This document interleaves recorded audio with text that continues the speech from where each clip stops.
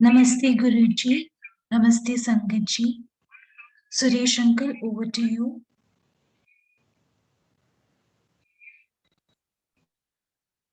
नमस्ते गुरुजी,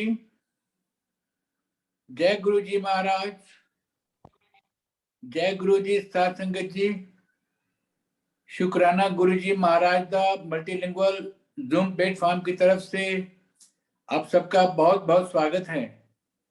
आज हमारे बीच में ब्लस देवा मधु जौली आंटी उपस्थित हैं, अपना सत्संग शेयर करने के लिए आई हैं। आपका बहुत बहुत स्वागत है मधु आंटी।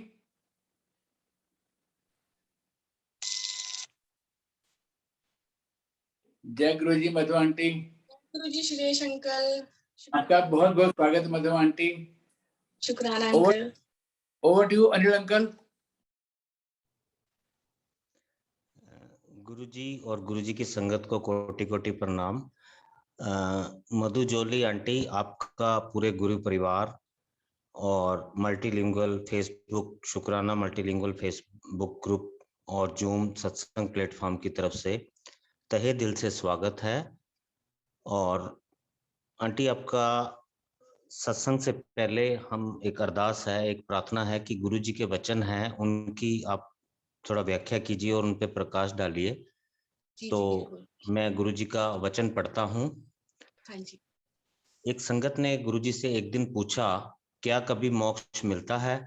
तो जवाब में गुरुजी कहते हैं, हाँ मिलता है, अगर अच्छे और मानवता के काम कर लो। मैं दोबारा रिपीट करता हूँ। संगत ने गुरुजी से पूछा, क्या कभी मोक्ष मिलता है? तो गुरुजी ने जवाब दिया, हाँ मिलता है, अगर अच्छे और मानवता के काम कर लो। तो आंटी इसके ऊपर प्रकाश डालिए, व्याख्या कीजिए, उसके बाद आप अपना सत्संग गुरुजी के साथ जर्नी जो है वो आप अपनी शेयर कीजिए। शुक्राना aunty, over to you aunty. सबसे पहले गुरुजी को बहुत बहुत प्रणाम, नमस्कार गुरुजी।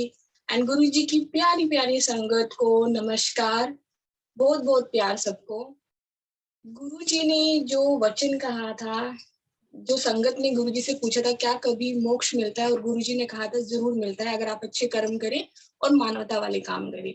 तो संगत जी, मुझे बहुत ज्यादा समझ नहीं है, बट जितनी मेरी समझ है, जो गुरुजी महाराज ने मुझे थोड़ी बहुत समझ बख्शी है, मैं कोशिश करती हूँ इसकी व्याख्या करने की।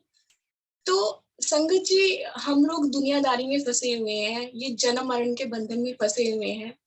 तो मोक्ष का क्या मतलब होता है? मोक्ष का जो मतलब मुझे समझ में आया है वो ये है कि जब हमें इस जन्म मरण के बंधन से मुक्ति मिल जाएगी, जब हमें फिर से जन्म नहीं लेना पड़ेगा, हम जन्म लेके फिर ये जीवन भोगते हैं, उसके बाद हमारी मृत्यु होती है, तो ये बार बार का जो जन्म मरण का बंधन है, इसके छुटकारे को बोला जाता है मोक्ष।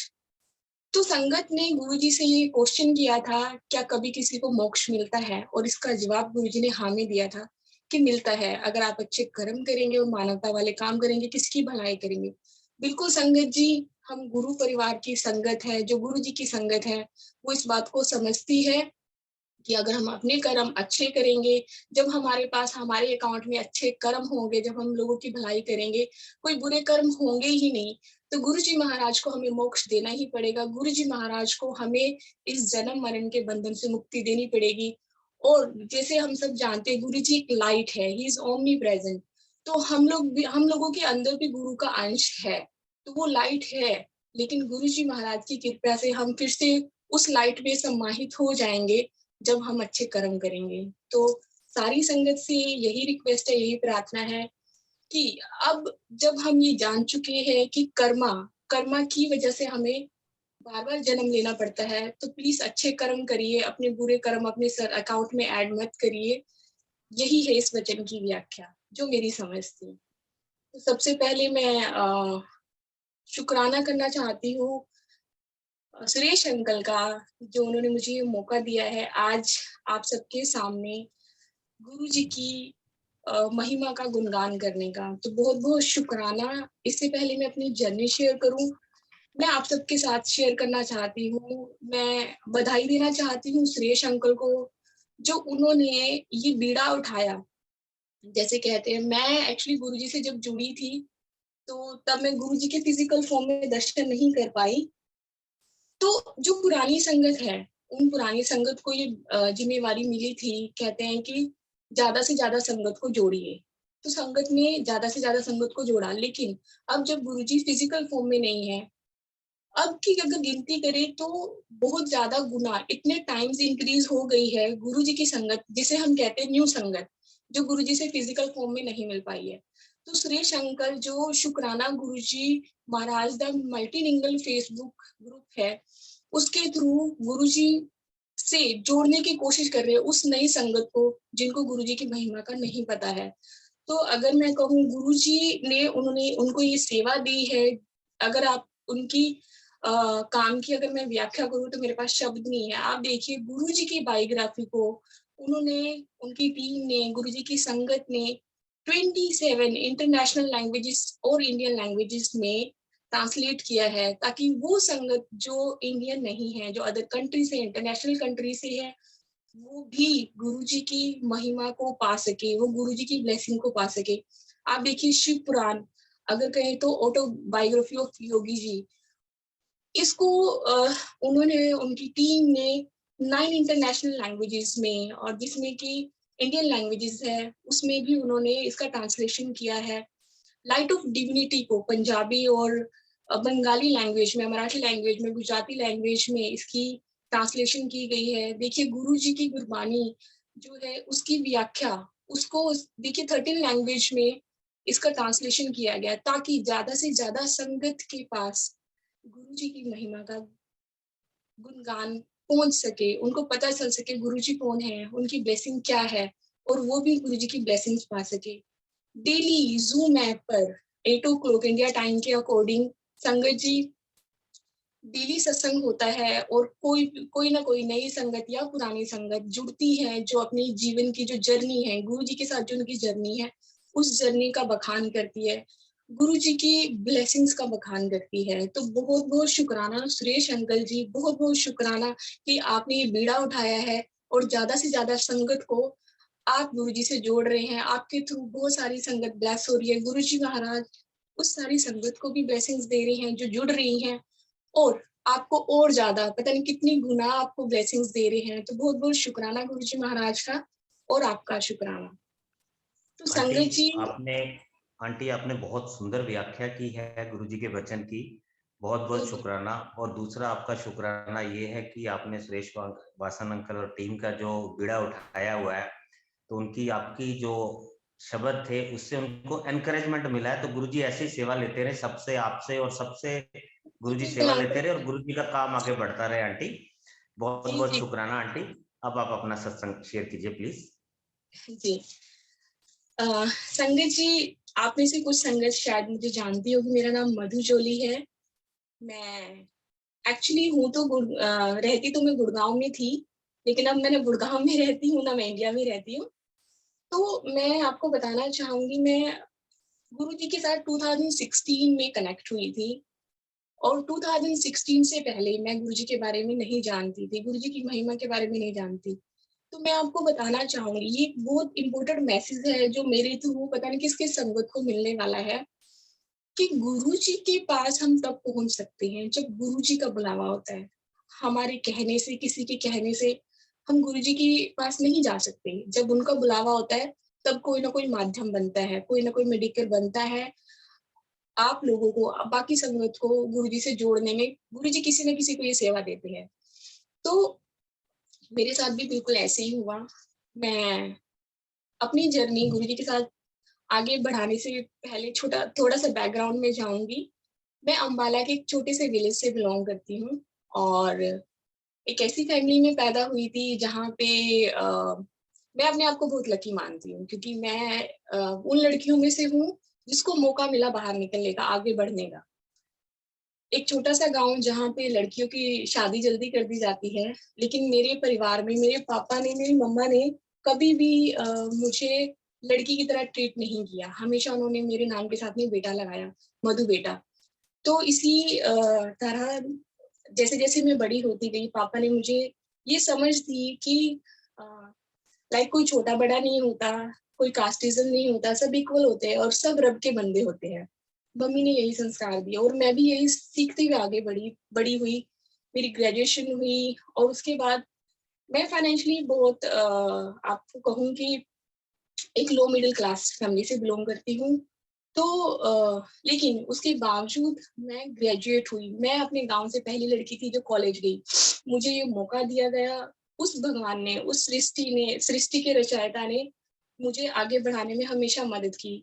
कभी किसी को मेरी लाइफ में भेजते गए जिन्होंने मुझे धक्का मार के आगे बढ़ाया। तो मैं अपने गांव से पहली लड़की थी जिसने ग्रेजुएशन की। मेरे बाद लड़कियों ने कॉलेज जाना शुरू किया। तो मैं शुक्राना करना चाहती हूँ अपनी मम्मी का, अपने पापा का, क्योंकि कहते हैं कि पहले गुरु तो माँ होती है, और मैं कहती हूँ मेरे तो एक नहीं, मेरे दो गुरु थे, मेरी मम्मी और मेरे पापा। तो शुक्राना उनका। आज मेरे पापा हमारे बीच में नहीं है, बिकॉज पापा की 2010 में डेथ हो गई थी। थोड़ा सा मैं आपको बताना चाहूंगी कि वैसे तो मम्मी कहती है कि मैं समझदार तो शुरू से थी, लेकिन एक इंसिडेंट मेरी लाइफ में हुआ था जो मेरी लाइफ में एक टर्निंग पॉइंट बना था। जब मैं 8th स्टैंडर्ड में थी, तो 8th स्टैंडर्ड में जब हमारे स्कूल के एग्जाम हुआ करते थे, तो बोर्ड की क्लासेस थी, और उस टाइम पे इट वाज आई थिंक 1999, 8 और 1999 की बात है। तो मेरे एग्जाम थे संगत जी, और मेरी मम्मा ने मेरे पापा को बताया कि मधु को सूट पहन के जाना है, बिकॉज यूनिफॉर्म नहीं पहननी है, और उसके पास कोई अच्छा सूट नहीं है कि वो अपने एग्जाम देने के लिए जाए। तो पापा ने कहा कि ठीक है, मैं देखता हूँ। मेरे पापा रिक्शा चलाते थे उस टाइम पे। तो उस दिन क्या होता है, पापा रात को सूट लेके आते हैं। एक ग्रीन कलर का सूट था, उस पे व्हाइट कलर का बॉर्डर था, बहुत सुंदर सूट था। वो रेडीमेड सूट था, मम्मी की साइज का था, लेकिन मम्मा ने उसको रात में मेरी साइज का बनाया, और नेक्स्ट डे मैं वो पहन के अपना एग्जाम देने के लिए गई, 8th स्टैंडर्ड का। मैं बड़ी खुश थी कि मुझे नया सूट मिला है। इतनी समझ तो नहीं थी, बट ये पता था कि हाँ, मेरे पापा लेके आए या मम्मा ने बनाया है, और मैं खुश होके गई। मैंने बहुत पहना वो सूट। तो कुछ दिनों के बाद संगत जी पता चला कि वो सूट कैसे आया था। मेरे पापा के एक फ्रेंड ने हमें बताया, मम्मा को बताया कि उस दिन क्या हुआ था। मेरे पापा जब रिक्शा चला रहे थे, तो उनको कोई पर्सन मिलता है जिनका एक्सीडेंट हो जाता है, और पापा अपने रिक्शा से उनको हॉस्पिटल लेके जाते हैं। जब उनकी फैमिली वहां आती है, तो उसके बाद पता चलता है कि उस पर्सन को ब्लड चाहिए था, और उस दिन मेरे पापा ने अपना ब्लड उनको दिया था ताकि उनकी जान बच सके। तो उस पेशेंट के फादर ने मेरे फादर को 150 रुपीज दिए थे, और उस 150 रुपीज का पापा ने मना करते रहे कि नहीं लेने। तो उन्होंने कहा कि नहीं, आपने मदद की है मेरे बेटे की, तो आप अपनी फैमिली के लिए मिठाई लेके जाना। तो संगत जी, मेरे पापा उस 150 रुपीज का वो सूट लेकर आए थे। जिस दिन मुझे ये चीज का पता चला कि वो सूट मेरे पापा की ब्लड का था, देन उस दिन संगत जी, वो दिन मेरी लाइफ का टर्निंग पॉइंट बना, और मैंने उस दिन डिसाइड किया कि वाकई में मेरे पापा हमेशा मुझे बेटा कहते हैं, मधु बेटा, और मैं सच में बेटा बन के दिखाऊंगी। और मैंने उस दिन सोचा कि मैं अपने पापा की सारी रिस्पॉन्सिबिलिटीज पूरी करूंगी, और मैं बेटी से एक्चुअली बेटा बन गई उनके लिए।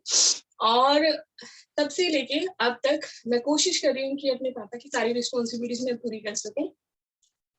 तो ऐसे ही जिंदगी आगे बढ़ती गई संगत जी, और मैं ग्रेजुएशन करने के बाद मैंने एमए इकोनॉमिक्स में एडमिशन लिया 2004 में। लेकिन मेरे पापा की तबीयत बहुत ज्यादा खराब थी, और फाइनेंशियल थिंग प्रॉब्लम्स तो बहुत ज्यादा ही थी। ऐसा होता था कि घर में अगर एक टाइम हमने खाना खाया, दूसरे टाइम का पता नहीं होता था।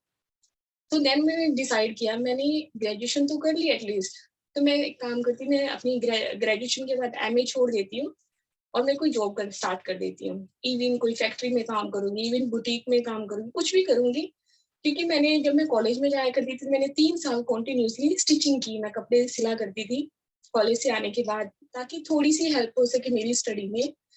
एंड मम्मी पापा बहुत मेहनत करते थे हमारे लिए। हम 6 भाई बहन थे, हम 4 बहनें और 2 भाई थे, मैं सबसे बड़ी हूँ घर में। तो संगत जी, जब मुझे 2004 में ये रियलाइज हुआ कि पापा कुछ नहीं कर पाएंगे अब, और घर में खाने के लिए भी कुछ नहीं है, तो इससे बेटर है कि मैं स्टडी छोड़ देती हूँ और जॉब करनी स्टार्ट करती हूँ। उस टाइम पे संगत जी, मेरी एक फ्रेंड ने मुझे हेल्प करी मुझे गुड़गांव लेके आने में। मैं गुड़गांव आ गई 2004 में। एक छोटी सी गांव की लड़की जिसको कुछ समझ नहीं है, मुझे कंप्यूटर का नहीं पता था, मुझे कुछ भी नहीं पता था। बस मैं एक सिंपल कॉलेज से, हिंदी मीडियम कॉलेज से स्टडी करके निकली थी। बस इतना पता था, कोई भी काम होगा मुझे काम करना है, मुझे मेहनत करनी है, और अपनी फैमिली की रिस्पॉन्सिबिलिटीज पूरी करनी है। एटलीस्ट मैं ग्रेजुएट हो चुकी हूँ, और वो मेरे छोटे भाई बहन जो अभी स्कूल में जा रहे हैं, जो जिनको हक बनता है एक बेसिक स्टडी का, तो वो हक उनको देने के लिए मैं घर से बाहर निकली, मैंने कदम निकाला। मुझे नहीं पता था कि ये सब पहले से लिखा हुआ था, ये रिस्पॉन्सिबिलिटीज जो मुझे लग रहा था मैं उठा रही हूँ, ये सब पहले से तय थी, ये सब होना था।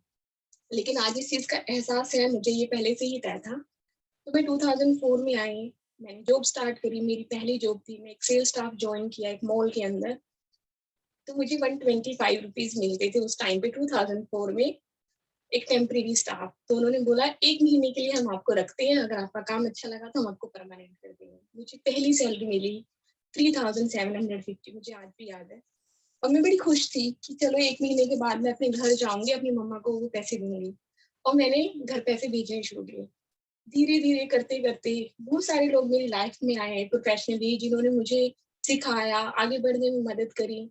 2004 से कब 2016 आ गया, 12 साल गुजर गए।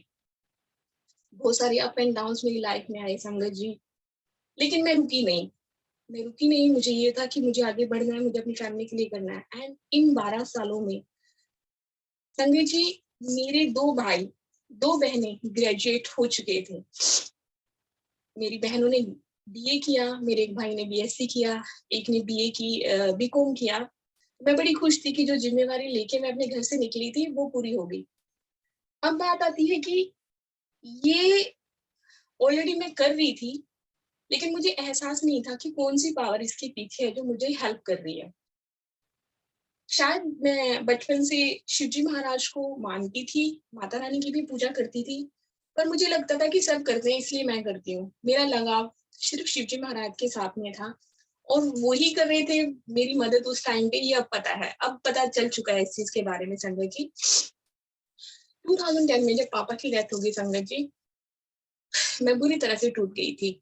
मुझे ऐसे लगने लगा कि भगवान है ही नहीं। और मैंने अपने घर से मंदिर हटा दिया गुड़गांव से, मैंने सारी फोटोज हटा दी। मेरी बेवकूफी थी, अब समझ में आता है, लेकिन मैं बहुत हर्ट हुई थी पापा की डेथ के बाद। 2010 से लेके 2015 तक मैंने पूजा ही नहीं की। और 2009 में एक्चुअली मुझे पता चला मुझे थायराइड हो गया है, और 2010 में पापा की डेथ हो गई थी। तो रिस्पॉन्सिबल बस मुझे एक ही चीज समझ में आई थी, काम करो और अपनी फैमिली रिस्पॉन्सिबिलिटीज पूरी करो, भगवान वगैरह कुछ होता ही नहीं है। एंड वक्त गुजरता गया, 2010 से लेके 2015 तक मैंने इतना राइज किया। मैं डे बाय डे जो भी मुझे टारगेट्स मिलते थे वो अचीव करते चली गई, मेरी परफॉर्मेंस बेटर होती चली गई। मुझे लगा था ये सब मेहनत की वजह से है, मुझे नहीं पता था कि इसके पीछे किसी और चीज का भी हाथ है। वो पावर जो गुरु जी महाराज की उस टाइम भी मेरे साथ थी, मुझे नहीं पता था। लेकिन उन दिनों में मेरी एक कुलीग थी 2010 में, उन्होंने मुझे कहा कि मैम आपको थायराइड की प्रॉब्लम है, क्यों नहीं आप गुरुजी के पास चलते, गुरुजी का मंदिर है छतरपुर में। अब देखो संगत जी, मैं कितनी बेवकूफ थी। 2010 में मुझे ऑलरेडी गुरुजी का बुलावा आया था, लेकिन मैं नहीं गई। मैंने कहा कि भगवान नहीं होता है और मैं पूजा नहीं करती हूँ, तो मैं गुरुजी, ये तो इंसान है, मैं इनको कैसे मान सकती हूँ। और मैं नहीं गई, मैं अपनी लाइफ में आगे बढ़ती रही। फिर संगत जी, मेरा थायराइड की प्रॉब्लम दिन ब दिन बढ़ते चला गया। मैंने 25 एमसीजी से मेडिसिन स्टार्ट करी थी और 2016 तक 125 एमसीजी की मेडिसिन मैं लेना शुरू कर रही।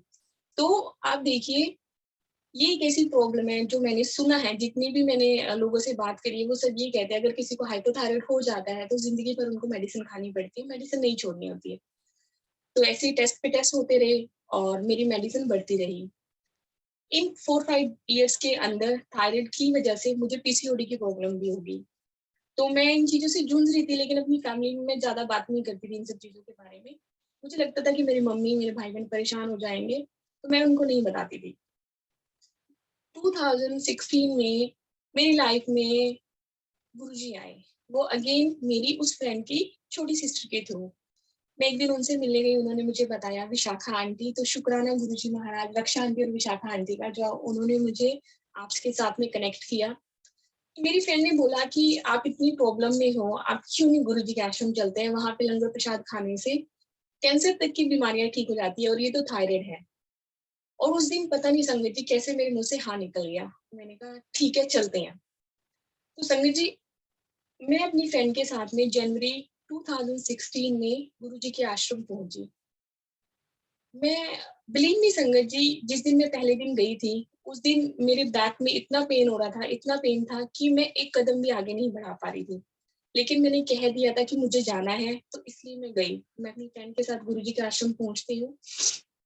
बाहर से देख के मुझे लगता है कि ये कौन-सी जगह है जहाँ पे इतना बड़ा शिवलिंग है, लेकिन ये शिवलिंग इतना बड़ा कैसे हो सकता है? शिवलिंग तो ज़मीन के ऊपर होता है, ये शिवलिंग तो छत के ऊपर है, कैसे?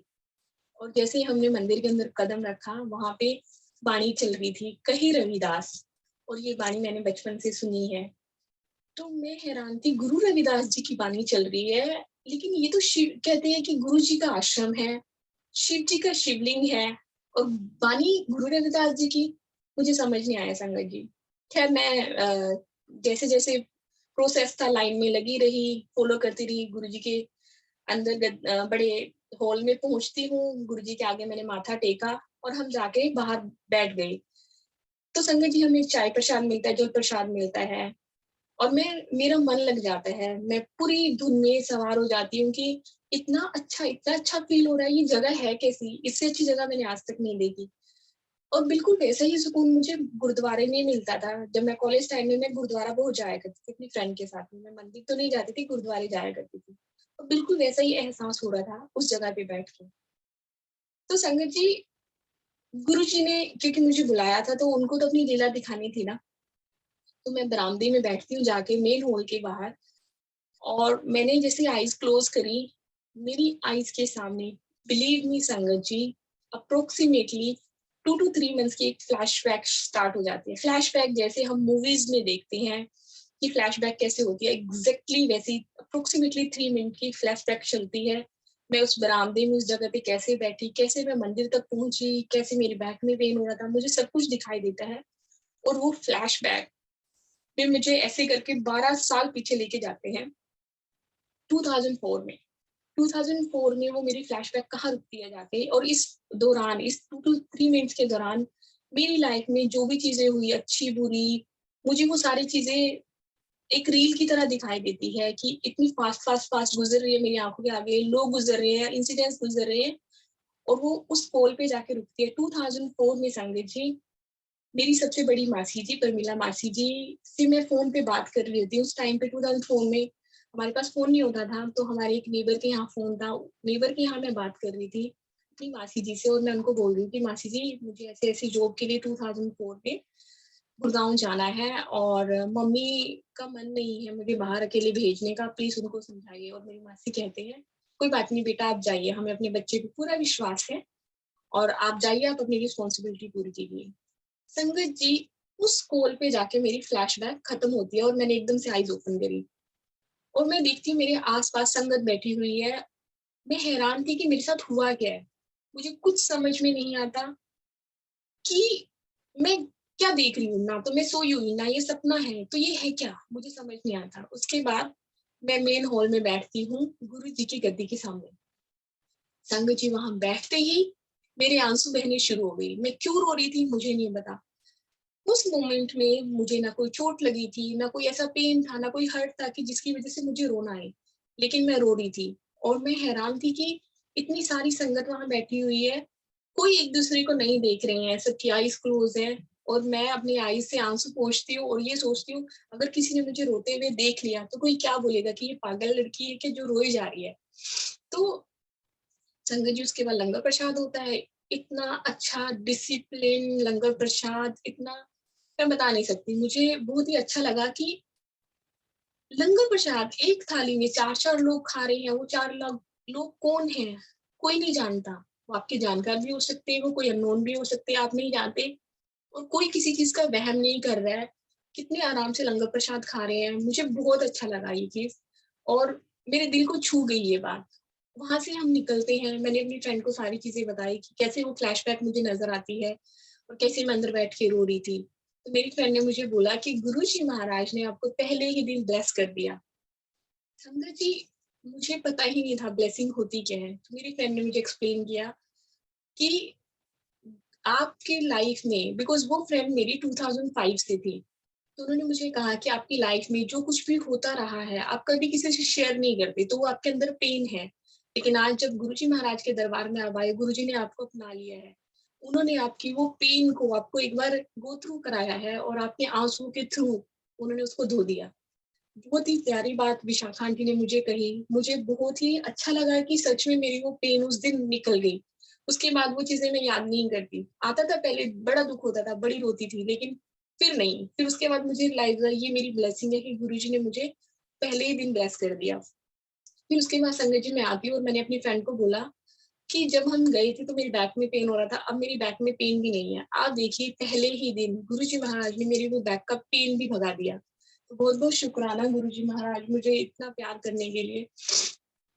संगत जी लेकिन हम कहते हैं ना कि हम इफ एंड बट्स बहुत लगाते हैं, बहुत दिमाग लगाते हैं, और गुरुजी कहा करते थे कि अपनी जुतियों के साथ दिमाग को बाहर छोड़ के आया गुरु। मुझे पंजाबी इतनी अच्छे से नहीं आती है तो माफ करिएगा संगत जी। तो अपनी जुतियों के साथ जब हम अपना दिमाग, लॉजिक बाहर छोड़ के आएंगे तो गुरुजी हमें और ज्यादा ब्लेस करते हैं। इफ एंड बट्स नहीं लगाने चाहिए, लेकिन उस दिन मैंने लगाए कि एक्चुअल में हो क्या रहा है। मैं घर आती हूँ, मुझे रात को नींद नहीं आती, मैं 3 बजे तक गूगल करती हूँ, गुरुजी के वेबसाइट पे जाती हूँ, गुरुजी के बारे में पढ़ती हूँ। इतनी सारी सत्संग में पढ़ती हूँ और मुझे समझ में आना शुरू होता है कि गुरुजी एक्चुअल में है क्या। ये तो वही महाशिव है जिन्हें बचपन से मैं जानती थी, जिन्हें बचपन से मैं प्यार करती थी, और फाइनली मुझे वो मिल गए। इस बीच में संगत जी मैं एक चीज और आपको बताना चाहूंगी। ये बात है 2010 से 15 के बीच में। स्पिरिचुअलिटी के बारे में मुझे ज्यादा नॉलेज नहीं है, लेकिन मेरे मन में एक ख्याल आया करता था, मैं कहा करती थी कि मैं भगवान को नहीं जानती, मैं नहीं मानती, बिकॉज उनको मैंने देखा ही नहीं है। लेकिन मैं एक ऐसे इंसान को अपना गुरु बनाना चाहती हूँ जो जिसने जन्म लिया है, जो इस दुनिया में आया है, जिसने एक इंसान के जीवन को भोगा है, दुख सुख उन्होंने देखे हैं और उन्होंने लोगों को सही राह दिखाई है। तो मैं उन्हें अपना गुरु बनाना चाहती हूँ। तब तक मुझे गुरुजी के बारे में कुछ भी नहीं पता था, मैं नहीं जानती। और एक्चुअल में जब मैं गुरुजी से कनेक्ट हुई, धीरे धीरे मुझे उनके बारे में पता चलना शुरू हुआ। तब मुझे रियलाइज हुआ कि वो जो मैसेज मैं समहाउ सृष्टि को भेजा करती थी, यूनिवर्स को भेजती थी कि मैं एक ऐसे इंसान को गुरु बनाना चाहती हूँ, वो मुझे मिल गई। लेकिन अब मुझे समझ में आता है कि हमारी बुद्धि कितनी छोटी होती है।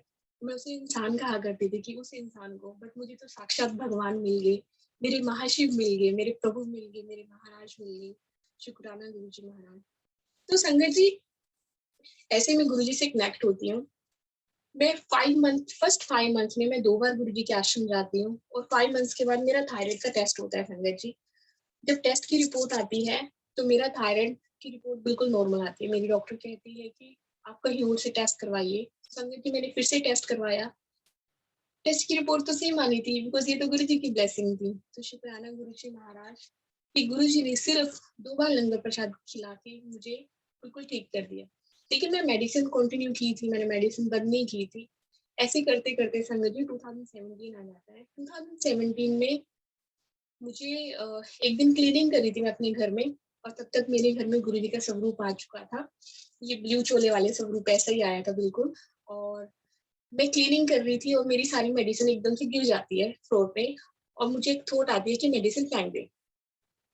तब तक मैं गुरुजी से टेलीपैथी के थ्रू बात नहीं करी थी, मुझे पता नहीं था टेलीपैथी होती क्या है। तो मुझे जैसी वो थॉट आती है, मैं एकदम से गुरुजी के स्वरूप की तरफ देखती हूँ और उनको कहती हूँ, गुरुजी दिल कर रहा है कि मैं मेडिसिन फेंक दूं। जब आपने 2 बार लंगर प्रसाद करा के मेरा थायराइड ठीक कर दिया, तो पीसीओडी क्या चीज है, आप तो वो भी ठीक कर सकते हो। तो मैंने ने बोला आपको टाइम जितना लेना है लीजिए, लेकिन मैं अब मेडिसिन नहीं खाऊंगी। तो संगत जी मैंने 2017 में अपनी मेडिसिन फेंक दी। मेडिसिन फेंकने के एग्जैक्ट 9 मंथ के बाद मेरी वो प्रॉब्लम बिना किसी मेडिसिन के, बिना किसी अदर ट्रीटमेंट के बिल्कुल रिजोल्व हो गई, और मैं परफेक्टली फाइन हूँ। 2018 से लेके नाउ 2021 मैं एक भी मेडिसिन नहीं खा रही हूँ। और आप ये देखिए संगत जी, जो जिसको हाइपोथायराइड होता है उनका वेट दिन ब दिन बढ़ता जाता है, बढ़ता जाता है। और मैं आपको बताती हूँ कि पिछले 1 साल के अंदर मेरा 12 किलो वजन कम हुआ है, बिना किसी एक्सरसाइज के, बिना किसी जिमिंग, रनिंग, नथिंग। ये सब गुरुजी की ब्लेसिंग्स है, उनकी ब्लेसिंग से हुआ है। तो संगत जी इस तरह से मैं गुरुजी के साथ में कनेक्ट हुई। तो गुरुजी के साथ जो मेरा कनेक्शन है संगत जी, बिकॉज मैंने उनको फिजिकल फॉर्म में नहीं देखा था, तो मैं उनसे कहा करती गुरुजी काश आप मुझे पहले मिले थे, काश मैं 2004 में जब गुड़गांव आई थी तब आपने मुझे अपने पास बुलाया होता। तो एक कहीं ना कहीं एक मन में एक चीज रहती थी मेरे कि मैं गुरुजी से क्यों नहीं मिली, मैंने 2004 में क्यों नहीं पता चला गुरुजी का। गुरुजी से बातें करने लगी, क्योंकि मैं अकेली रहती थी गुड़गांव में, तो मैं गुरुजी के साथ दिन ब दिन कनेक्ट होते चली गई। तो गुरुजी ने मुझे ड्रीम में दर्शन देने शुरू किए। तब तक मुझे ये नहीं पता था कि ड्रीम दर्शन होते क्या है। तो संगत जी, मुझे एक और चीज का एहसास होता था कि अगर गुरुजी मुझे पहले मिले थे तो मैं अपने फादर को कनेक्ट करती गुरुजी से, तो गुरुजी मेरे फादर को भी ब्लेस करते। लेकिन ये कहीं ना कहीं एक कमी थी कि मेरे पापा की डेथ पहले हो चुके थे, उनको गुरुजी के बारे में नहीं पता चला। वो कहते हैं ना, बुद्धि छोटी होती है समझ नहीं होती। तो गुरुजी ने मुझे मेरी इस कमी को, इस एहसास को कैसे पूरा किया उन्होंने। संगत जी, मुझे सबसे पहले गुरुजी ने ड्रीम में दर्शन दिखाए। मेरे घर में सत्संग होता है, अम्बाला वाले घर में, और वो सत्संग सत्संग में जब भोग लग रहा होता है तो वो सत्संग घर के बाहर हो रहा होता है। मैं वहां पहुंचती हूँ और मैं देखती हूँ कि किसी के घर में सत्संग हो रहा है गुरु जी का, लेकिन ये सत्संग हो किसके घर रहा है, और गुरु जी के सत्संग तो हमेशा घर के अंदर होते हैं, घर के बाहर कैसे हुए हैं। तो कहीं ना कहीं संगत जी, मुझे ऐसा फील करती थी मैं कि मेरा घर बहुत छोटा है अम्बाला में, अगर कभी हम गुरु जी का सत्संग करेंगे तो कहाँ करेंगे, मेरा घर इतना छोटा है, संगत ज्यादा बैठ ही नहीं सकती। तो यही ख्याल मेरे दिमाग में रहता था, और उस दिन ड्रीम में कुछ ऐसे ही मुझे नजर आता है। सत्संग बाहर हो रहा था आंगन में, और जब मैं वहां जाके दर्शन करती हूँ, माथा टेकती हूँ गुरु जी के सामने, तो मैं क्या देखती हूँ, जहाँ गुरु जी के स्वरूप रखा था उसके बिल्कुल बैक साइड में एक छोटा सा गेट है, और मैं उस गेट को ध्यान से देखती हूँ। गेट मेरे घर का, अम्बाला वाले घर का गेट था। तो मैं सोचती हूँ कि घर समझ में आ गया कि मेरा घर है, लेकिन सत्संग करवा कौन रही है, क्योंकि मुझे लोग तो नहीं दिख रहे थे, मेरी फैमिली तो नहीं दिख रही थी। तो इतने में क्या होता है संगत जी, एक अंकल आते हैं व्हाइट कलर के कुर्ते पजामे में, और एक आंटी को लाके वो थाली देते हैं भोग की। वो आंटी गुरुजी को भोग लगाती है, और मेरे को उन्होंने साइड में बिठाया हुआ था गुरुजी के स्वरूप के पास में। जब वो भोग लगा रही होती है, मैं देखती हूँ कि उसमें छेना मुर्गी रखी हुई है, चावल रखे हुए हैं, मिश्री रखी हुई है। तो उन्होंने बाकी सब चीजों का भोग लगाया, मिश्री का भोग नहीं लगाया। तो मैंने उनको बोला, आंटी आपने मिश्री का भोग नहीं लगाया। तो वो कहती, ओहो मैं भूल गई, मैं अभी लगाती हूँ। उन्होंने मिश्री का भोग लगाया, और जैसे ही वो भोग लगाने के बाद वो थाली वापस करते हैं उन अंकल को जो कुर्ता पजामे में थे, और मैं क्या देखती हूँ, उनका फेस मेरे पापा का फेस। तो गुरु जी ने मेरे पापा को ब्लेस ऑलरेडी किया। उन्होंने मुझे एहसास कराया कि तेरे पापा भले ही मुझसे नहीं मिले फिजिकल फॉर्म में, लेकिन मैंने उनको ब्लेस कर दिया। उस दिन उन्होंने एहसास कराया कि तुम्हारे पापा को भी ब्लेसिंग्स में दे चुका हूँ, और पापा उनके साथ है। उस दिन मैं बेफिक्र हो गई कि गुरुजी ने मेरे पापा को ब्लेस किया। संगत जी, उसके बाद मेरी जर्नी ऐसे आगे बढ़ती रहती है। मैं गुरुजी से बातें करती रहती हूँ, और गुरुजी मुझे ड्रीम में दर्शन देते रहते हैं। तो ये 2019 की बात है कि मुझे एक दिन गुरुजी का ड्रीम आता है। सॉरी गुरुजी, मुझे ड्रीम नहीं कहना चाहिए, एक्चुअली इसको विजन कहना चाहिए, क्योंकि गुरुजी, ये इस ड्रीम के बाद एक्चुअली मुझे इस चीज का पता चला कि गुरुजी के ड्रीम को कभी ड्रीम नहीं कहते हैं। तब तक मुझे इस चीज का नहीं पता था, इसलिए मैं ड्रीम वर्ड यूज कर रही हूँ। तो संगत जी, मैं अपने आप को बड़े मंदिर में देखती हूँ। गुरुजी का मेन हॉल, गुरुजी की गद्दी लगी हुई है, मैं वहां पहुंचती हूँ, और उस गेट से, जिस गेट से संगत जी हम लोग बाहर निकलते हैं लंगर प्रसाद के लिए, उस गेट से गुरुजी आते हैं, और गुरुजी मुझे देख के पंजाबी में बोलते हैं, तुम क्यों आई है इत्थे नॉन संगत दे डे। तो उस दिन एक्चुअली ट्यूसडे होता है, गुरुजी कहते हैं कि नॉन संगत के दिन तुम क्यों आई हो, मंगलवार के दिन। तो मैं इससे पहले गुरुजी को आंसर करती कि मैं वहां क्यों आई हूँ, गुरुजी खुद ही बोलते, ओके मोनिका ने भेजा है तेन, कोई नहीं, कह दी उन्नू, मैं ब्लेस कर देता ओदी कुड़ी नू, कुछ नहीं होना ओदी कुड़ी नू। तो मैंने कहा जी गुरुजी। तो उसके बाद गुरुजी गद्दी पर बैठ जाते हैं, मुझे अपने पास बिठा देते हैं फ्लोर पे, और एक सेवादार को बुलाते हैं और उनको कहते हैं लंगर प्रसाद लेके आइए। वो सेवादार लंगर प्रसाद लेके आते हैं, और गुरुजी ने मुझे लंगर प्रसाद खिलाया। ये मेरा सेकंड ड्रीम था। सेकंड ड्रीम में गुरुजी गद्दी पे बैठे हुए, मैं अकेली उस हॉल में हूँ, मुझे लंगर प्रसाद कराया। उसके बाद मुझे जाने के लिए आज्ञा दे दी, मैं आ जाती हूँ। संगत जी, मैं उस टाइम करोल बाग में जॉब कर रही होती हूँ, और मैं जब भी मेट्रो से ट्रेवल करती थी तो मैं यूट्यूब खोल के हमेशा कोई ना कोई सत्संग सुना करती थी, क्योंकि कहते हैं जब आप गुरुजी से जुड़ जाते हो फिर आप सिर्फ गुरुजी के बारे में ही सोचते हो, गुरुजी के भजन, गुरुजी के सत्संग, इसके अलावा आपको कुछ नहीं सूझता। तो उस दिन संगत जी मैं यूट्यूब खोलती हूँ, और पहला जो सत्संग मेरे सामने आता है मैं वो सुनना शुरू कर देती हूँ। उस सत्संग में एक्चुअली दुबई की ही एक संगत है, वो संगत व्याख्या कर रही होती है, सत्संग शेयर कर रही होती है कि एक संगत ने सुखी आंटी है उनका नाम, कि गुरुजी के पास जब वो जाया करती थी, एक दिन गुरुजी ने सुखी आंटी से बोला कि सुखी आंटी चल मैं तेनू आज टेलीपैथी सिखांदा। तो सुखी आंटी कहती है ठीक है, तो सुखी आंटी घर चली जाती है। अब उस दिन गुरुजी उनके ड्रीम में आते हैं, तो नेक्स्ट डे जब वो गुरुजी के पास जाती है तो गुरुजी पूछते हैं और सुखी तेने टेलीपैथी सीख ली थी? तो वो कहते नहीं गुरुजी, आपने तो मुझे सिखाई नहीं, आप तो मेरी ड्रीम में आए थे। तो सॉरी संगत जी अगर मैं कुछ बोल दूं, गलत बोल दूं, क्योंकि ये सत्संग मैंने बहुत पहले सुना था, तो कुछ ऐसा ही बोलते हैं कि आप तो मेरी ड्रीम में आए थे। तो गुरुजी उनको आंसर करते हैं कि मजाल किसी दी जो मेरा ड्रीम कोई देख सके, ऐसा मैं हूं जे मैं चाहता तभी तो आंदा। तो मतलब कि गुरुजी की मर्जी के बिना कोई गुरुजी का ड्रीम तक नहीं ले सकता, और गुरुजी का जब ड्रीम आता है इसका मतलब ये है कि गुरुजी सच में आते हैं। और मुझे मेरे सवाल का जवाब मिल गया कि वो जो मैंने अपने ड्रीम में देखा था कि मोनिका आंटी की कुड़ी को ब्लेस कर दिया, तो मुझे समझ में आता है कि ये मोनिका आंटी कोई तो होगी जिनकी कुड़ी को गुरुजी ने ब्लेस किया। तो ये मैसेज मुझे उस संगत तक पहुंचाना है जो मोनिका आंटी है। और मैं एक्चुअली मेरी लाइफ में कोई मोनिका नहीं थी जिनको मैं जानती हूँ, जिनको मैं मैसेज दे सकूं। तो मैंने एक आंटी से बात करी इस बारे में कि आंटी मुझे ऐसा ऐसा गुरुजी का विजन आता है। तो आंटी ने मुझे बोला कि आप इस ड्रीम को लिख के व्हाट्सएप ग्रुप में डाल दीजिए। संगत जी मैंने ऐसा ही किया, मैंने व्हाट्सएप ग्रुप में डाला। इस बात को करीब 1 से 1.5 साल हो गया, लेकिन मुझे वो मोनिका आंटी नहीं मिली। तो नाउ 2020 में जाके मुझे एक्चुअल में मोनिका आंटी मिल गई। मोनिका आंटी एक्चुअल में करनाल में रहती है। और क्या होता है संगत जी, 2020 में, यस 2020 में नवंबर मंथ में मुझे एक संगत आंटी का मैसेज आता है। वो मुझे कहते हैं कि मधु आंटी गुरुजी का हुक्म है, गुरुजी चाहते हैं कि आप अपनी जर्नी शेयर करिए बाकी संगत के साथ भी, ताकि बाकी की संगत भी ब्लेस हो। तो मैंने कोशिश करी सत्संग शेयर करने की, लेकिन मैं आपको बताना चाहती हूँ कि मैं बहुत हेजिटेशन फील करती थी, हेजिटेट होती थी किसी के सामने बोलने में। लाइव तो मैं बिल्कुल भी नहीं आना चाहती थी। तो गुरुजी ने सबसे पहले क्या किया मेरे ऊपर काम, उन्होंने मेरी ऑडियो रिकॉर्डिंग करवाई सत्संग की। जब मैंने अपना सत्संग शेयर किया, मैंने तो ग्रुप में शेयर किया था, तो वो सत्संग किसी ने यूट्यूब पे अपलोड कर दिया। यूट्यूब पे अपलोड होने के 15 दिन के बाद वो सत्संग के बारे में गुरुजी ने मुझे कैसे बताया।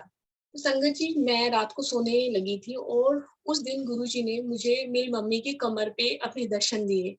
मैं मम्मी की मालिश कर रही थी, मैं अम्बाला में थी उस दिन, ये नवंबर 20 की बात है। और मम्मी की मालिश करते करते मम्मी की कमर पे गुरुजी का फेस बन जाता है। वो मैं हैरान होती हूँ कि ऐसा कैसे। बट मैंने मम्मी को बताया कि गुरुजी का फेस बना है आपके कमर के ऊपर। और हम लोग बड़े खुश होते कि गुरुजी ने मम्मी को ब्लेस किया, हम सबको ब्लेस किया। और मैं जैसे ही सोने के लिए जाती हूँ मुझे एक थॉट आती है, और ये थॉट मेरी नहीं थी, आई एम वेरी श्योर।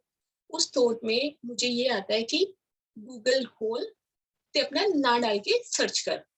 अब आप देखिए संगत जी, कोई भी पर्सन अगर कुछ क्वेश्चन उनके दिमाग में है, वो क्वेश्चन वो गूगल में डालेंगे, देन सर्च करेंगे। मेरे माइंड में कोई क्वेश्चन था ही नहीं, तो मैं गूगल में अपना नाम डाल के क्यों सर्च करूँ, और कोई अपना नाम डाल के क्यों सर्च करेगा। लेकिन मुझे जैसे थॉट आई, और अब मैं इफ एंड बट्स लगाना बंद कर चुकी थी, तो मैंने अपना नाम डाल के गूगल में सर्च किया। जैसे ही नाम डालती हूँ मेरा मधुजोली, एकदम से यूट्यूब ओपन होता है और उसमें मेरा वो सत्संग होता है जो नवंबर में मैंने फर्स्ट शेयर किया था, मेरी जर्नी गुरुजी के साथ। और मैं जब उसको सुनना स्टार्ट करती हूँ तो वो एग्जैक्टली मेरा सत्संग था, और उस सत्संग को अपलोड किए 15 डेज हो चुके।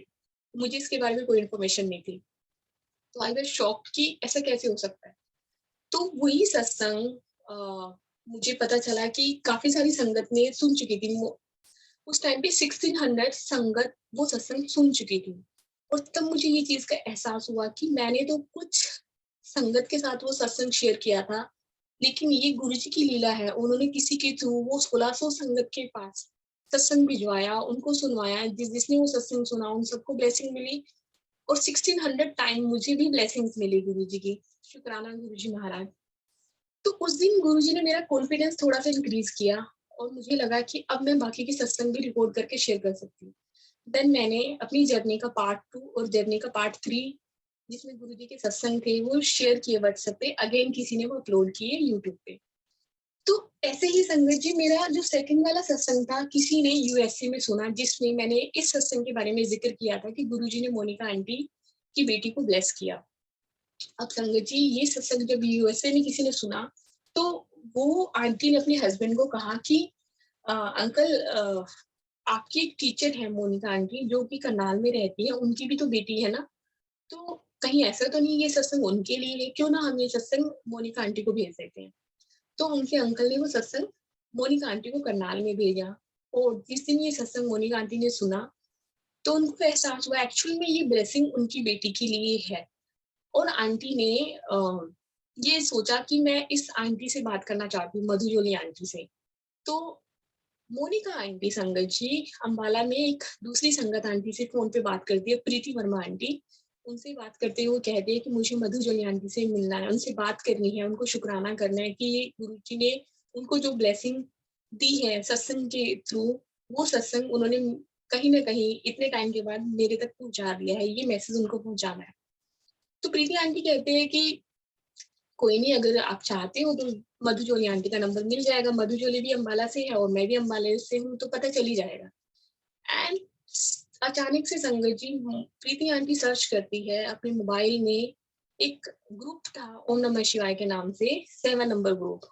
कुछ दिन पहले मैंने वो ग्रुप ज्वाइन किया था, प्रीति आंटी भी उस ग्रुप में है, और वो नाम देखती है, नंबर चेक करती है, उन नंबर्स में एक जगह पे मेरा नाम लिखा होता है मधु। तो वो मेरे ही नंबर पे मुझे व्हाट्सएप करते हैं और कहते हैं क्या मधुजोली आंटी, तो मैंने उनको बोला कि यस आंटी ये सत्संग मेरा ही है। तो उन्होंने मुझे कहा कि मैं अम्बाला से हूँ और मैं कल सुबह आपसे बात करती हूँ। मैंने कहा ठीक है आंटी। तो नेक्स्ट डे जब प्रीति आंटी का फोन आता है और उन्होंने मुझे सारा इंसिडेंट्स बताया कि उनको मेरा नंबर कैसे मिला, कनेक्शन कैसे हुआ इन सब चीजों का, तब मुझे रियलाइज होता है ओ माय गॉड, गुरुजी महाराज की लीला देखिए कैसे मोनिका आंटी को बेटी को उन्होंने 1.5 साल पहले ब्लेस कर दिया था, और ये मैसेज उनको मिलता है अब 1.5 साल के बाद, इस टाइम पे जब उनकी बेटी की शादी की बात चल रही थी और ये सत्संग सुनने के बाद उनकी बेटी का रिश्ता तय होता है। तो गुरुजी महाराज ने उन तक ये मैसेज पहुंचा दिया, उनकी बेटी का रिश्ता तय हो गया और आज उनकी बेटी की शादी भी हो चुकी है। तो शुक्राना गुरुजी महाराज मोनिका आंटी और उनकी बेटी को ब्लेस करने के लिए। अब मैं आपको एक चीज और बताना चाहती हूँ संगत जी, 2018 में मैं अम्बाला में गई थी, और उस टाइम पे मेरी मम्मा, मैं, मेरी सिस्टर एंड मेरा भाई, हम अम्बाला में एक सत्संग अटेंड करने के लिए गए थे नीतू आंटी के घर पर। अब मैं किसी भी संगत को नहीं जानती थी अम्बाला में, उस टाइम पे मैं बहुत कम टाइम के लिए जाया करती थी घर पे छुट्टी के टाइम पे, और मैंने वो सत्संग अटेंड किया। उस जगह पे मैंने अपना सत्संग शेयर किया था, और उसी मोमेंट में मेरे से पहले या मेरे से बाद में ये जो मोनिका आंटी है ये भी वहां अवेलेबल थी, इन्होंने भी सत्संग शेयर किया, और मुझे इतना याद था कि मोनिका आंटी ने ये चीज बोली थी कि मैं अम्बाला में फर्स्ट सत्संग अटेंड कर रही हूँ और मैं करनाल से बिलोंग करती हूँ। उन्होंने अपना सत्संग शेयर किया, मुझे थोड़ा याद था कि ये कोई है आंटी, लेकिन मुझे उनका नाम नहीं पता था। तो प्रीति आंटी के थ्रू ये चीज हमें पता चलती है कि गुरुजी ने 2018 में एक ही सत्संग में प्रीति आंटी, मुझे और मोनिका आंटी को मिलवाया था, और अब 2 साल के बाद हमें फिर से उन्होंने कनेक्ट किया। तो इससे एक चीज समझ में आती है संगत जी, गुरुजी की ब्लेसिंग तय है, लेकिन मिलती तभी है जब गुरुजी महाराज ने वो वक्त तय किया होता है। जब गुरुजी महाराज का वो वक्त आता है तभी आपको वो ब्लेसिंग मिलेगी। मेरे थ्रू किसको ब्लेस कर रहे हैं, मुझे किसके थ्रू ब्लेस कर रहे हैं, ये हम नहीं जानते, ये गुरुजी जानते हैं। ऐसे ही गुरुजी संगत के थ्रू बहुत सारी संगत को ब्लेस करते हैं। तो हमें जो गुरुजी का हुक्म होता है उसको फॉलो करना चाहिए, जो मेरी समझ में आता है संगत जी। ऐसे गुरुजी ने मोनिका आंटी और प्रीति आंटी से मुझे कनेक्ट किया। तो संगत जी ऐसे वक्त गुजरता जाता है, गुरुजी मुझे ब्लेसिंग्स पे ब्लेसिंग देते रहते हैं। इन 12-13 सालों के बाद जब मुझे गुरुजी मिले, मैंने अपनी लाइफ में बहुत राइज किया था, लेकिन मैं बहुत परेशान भी रहती थी। इतनी परेशान रहती थी संगत जी, कभी कभी ऐसा लगता था कि पापा की डेथ हो चुकी थी कि मैं सुसाइड कर लूं। बहुत सारे अप एंड डाउन आए, मैंने कहा कि बहुत सारे लोग मुझे अच्छे मिले, बहुत बुरे भी मिले लाइफ में। तो मुझे लगता था कि सुसाइड करना ही सबसे अच्छी चीज है, अगर आप रहोगे नहीं दुनिया में तो टेंशन ही खत्म हो जाती है। लेकिन मेरी फैमिली की इतनी सारी रिस्पॉन्सिबिलिटीज थी, तो मैं कभी गलत कदम नहीं उठाया, मैंने कभी नहीं उठाया ये सोचे कि मेरी फैमिली का क्या होगा। तो संगत जी, इस चीज का एहसास मुझे एक दिन गुरुजी ने करवाया। एक दिन मुझे अगेन गुरुजी का विजन आता है। तो संगत जी, इस विजन से पहले मैं आपको एक चीज बताना चाहूंगी कि हम जो कहते हैं कि गुरुजी से फिजिकल फॉर्म में नहीं मिले, कहीं ना कहीं जब भी हम किसी पुरानी संगत का सत्संग सुनते हैं तो ये मन में ख्याल आता ही है कि काश हम गुरुजी से पहले मिले होते। तो मैं ऐसे ही सत्संग सुना करती थी और किसी संगत का मैंने सत्संग सुना जिसमें ये मेंशन था कि गुरुजी जब फिजिकल फॉर्म में थे वो संगत को खड़ा करते थे और उनसे कहा करते थे कि चल अपनी ब्लेसिंग शेयर कर, अपनी ब्लेसिंग सुना। तो संगत सुनाया करती थी। तो मेरे मन में ये ख्याल था, काश गुरुजी आप मुझे पहले मिले होते तो उस टाइम मैं भी अपने सत्संग शेयर करती। मेरे पास इतने सारे सत्संग हैं। तो संगत जी, ये ख्याल ही था और गुरुजी ने मुझे विजन में दिखा दिया। इस दिन मैं अपने आप को बड़े मंदिर में देखती हूँ। गुरुजी येलो चोले में गद्दी पर बैठे हुए हैं और मैं संगत के बीच में बैठी हूँ। कोई संगत अपना सत्संग शेयर कर रही होती है, इसके बाद अचानक से मैं खड़ी होती हूँ। मैं गुरुजी की लेफ्ट साइड में जाके खड़ी हो जाती हूँ, गद्दी के पास बिल्कुल। गुरुजी येलो चोले में बैठे हुए हैं और मैंने अपना सत्संग शेयर किया। संगत जी, जैसे मैंने आपको अपनी जर्नी यहाँ बताई है, एग्जैक्टली ऐसे ही मैं अपनी जर्नी उस दिन विजन में शेयर कर रही होती। मैं कहती हूँ कि मैं अम्बाला से गुड़गांव आती हूँ 2004 में। 2004 से लेके 2016 तक 12 सालों के बीच में बहुत अप डाउन आते हैं मेरी लाइफ में और मैं कई बार सोचती हूँ मैं सुसाइड कर लूँ, और लेकिन मैं सुसाइड नहीं कर पाती हूँ। मुझे नहीं पता था कि क्या वजह थी, कि मैं क्यों रुक जाती थी। तो गुरुजी ऐसे ऐसे गर्दन हिला रहे थे कि हाँ, हम्म। तो मैं कहती हूँ कि अब मुझे जाके इस बात का एहसास होता है कि उस वक्त जो मुझे ये सब चीजें करने से रोकता था वो कोई और नहीं था, वो गुरुजी महाराज थे। वो पावर थी जो मुझे उस टाइम भी ब्लेस कर रहे थे जब मैं गुरुजी को जानती भी नहीं थी। एंड गुरुजी यस में ऐसे गर्दन हिलाते, हम्म। तो मैं संगत के सामने हाथ जोड़ के बोलती हूँ कि संगत जी, मैं उस टाइम पे डिप्रेशन में थी। मुझे इस चीज का एहसास नहीं था क्योंकि मैं वो बातें शेयर ही नहीं करती थी किसी के साथ में। कितनी परेशानी हुई, ऑफिस में कितनी प्रॉब्लम्स हैं, पर्सनल लाइफ में कितनी प्रॉब्लम चल रही है, लेकिन मैं किसी से शेयर नहीं करती थी। मैं बस जब भी होता था अकेली होती थी तो रोया करती थी। तो ये सब चीजें डिप्रेशन है ये मुझे नहीं पता था। तो मैं कहती हूँ कि मैं डिप्रेशन में थी और मैं सुसाइड के जो मुझे थॉट्स आते थे वो मैं किसी से शेयर नहीं करती थी, लेकिन फिर भी मैं कुछ नहीं कर पाई। तो ये गुरुजी की ब्लेसिंग थी एंड गुरुजी कहते यस। देन मैं संगत को कहती हूँ कि नाउ अब कोविड का टाइम है। इस कोविड के टाइम में पता नहीं कितने लोग हैं जो इस टाइम डिप्रेशन से गुजर रहे हैं, जूझ रहे हैं। तो हम लोगों को एज ए गुरु संगत हमारी ये रिस्पॉन्सिबिलिटी बनती है कि हम ख्याल रखें अपनों का, अपने घर वालों का, अपने पड़ोसियों का, अपने दोस्तों का, अपने रिश्तेदारों का। उनसे बात करें। भले ही अगर आप किसी से 5 मिनट बात कर लेते हैं और वो पर्सन उस 5 मिनट में अपने दिल का हाल आपसे सुना देता है, तो शायद वो जो थॉट उसके मन में आ रही है कि मैं सुसाइड कर लूं, वो थॉट निकल जाएगी और किसी का जीवन बच जाएगा। तो मैं संगत को ये चीजें कहते कहते रोना शुरू कर देती हूँ और मैं कहती हूँ गुरु जी महाराज को बिल्कुल भी पसंद नहीं है कि कोई सुसाइड करे। एंड गुरु जी फिर से गर्दन हिलाते हैं कि यस। एक्चुअली संगत जी, मैंने कुछ सत्संग में ये चीज सुनी है कि गुरु जी इस चीज के बिल्कुल खिलाफ है कि किसी को सुसाइड नहीं करना चाहिए। इसके पीछे रीजन ये है कि जब हम जन्म लेते हैं तो हमारे जन्म के साथ कुछ कर्मा होते हैं, जिन कर्मा को हमें इस जन्म में भुगतना होता है, जो काटने होते हैं। और ये कर्मा हम अकेले बैलेंस नहीं कर सकते। ये कर्मा किसी और से रिलेटेड होते हैं। अगर हम बिना, कहते हैं कि अपनी मर्जी से अगर हम सुसाइड कर लेते हैं तो जिन पर्सन के साथ में वो कर्मा कनेक्टेड होते हैं वो तो पूरे नहीं हो सकते ना तब, अगर हम सुसाइड कर लेंगे। तो समहाउ हमें फिर से जन्म लेना पड़ता है और ये कर्मा हमें फिर से, ये कर्मा कई ज्यादा गुना बढ़ जाते हैं और हमें फिर से बैलेंस करने होते हैं। तो इसीलिए गुरुजी नहीं चाहते कि हम लोग सुसाइड करें, क्योंकि इस जन्म में संगत जी हमें गुरुजी मिले हैं, पता नहीं अगले जन्म में क्या होगा क्या नहीं होगा। तो इसीलिए संगत जी हमें इस चीज का ध्यान रखना चाहिए कि हमें सुसाइड नहीं करनी चाहिए। तो ये सब कहते कहते मैं इतना रोती हूँ। मैं बहुत सारी बातें शेयर करना चाहती थी इस ड्रीम विजन में, लेकिन मैं नहीं कर पाती हूँ और मैं गुरुजी से आज्ञा लेती हूँ, बैठ जाती हूँ। और जैसे ही संगत जी मेरा ये ड्रीम खत्म होता है और एक्चुअल में जब मैं उठती हूँ सोकर, तो मुझे उस जगह पे जब मैं उठी हूँ और मुझे ऐसा एहसास होता है कि गुरुजी यहीं थे और मेरी आईज स्वेलिंग हो रखी होती है और मुझे, मेरा मन इतना हल्का हो रहा था कि जैसे कई बार हम बहुत रोए होते थे, उसके बाद एकदम से हल्का फील करते हैं।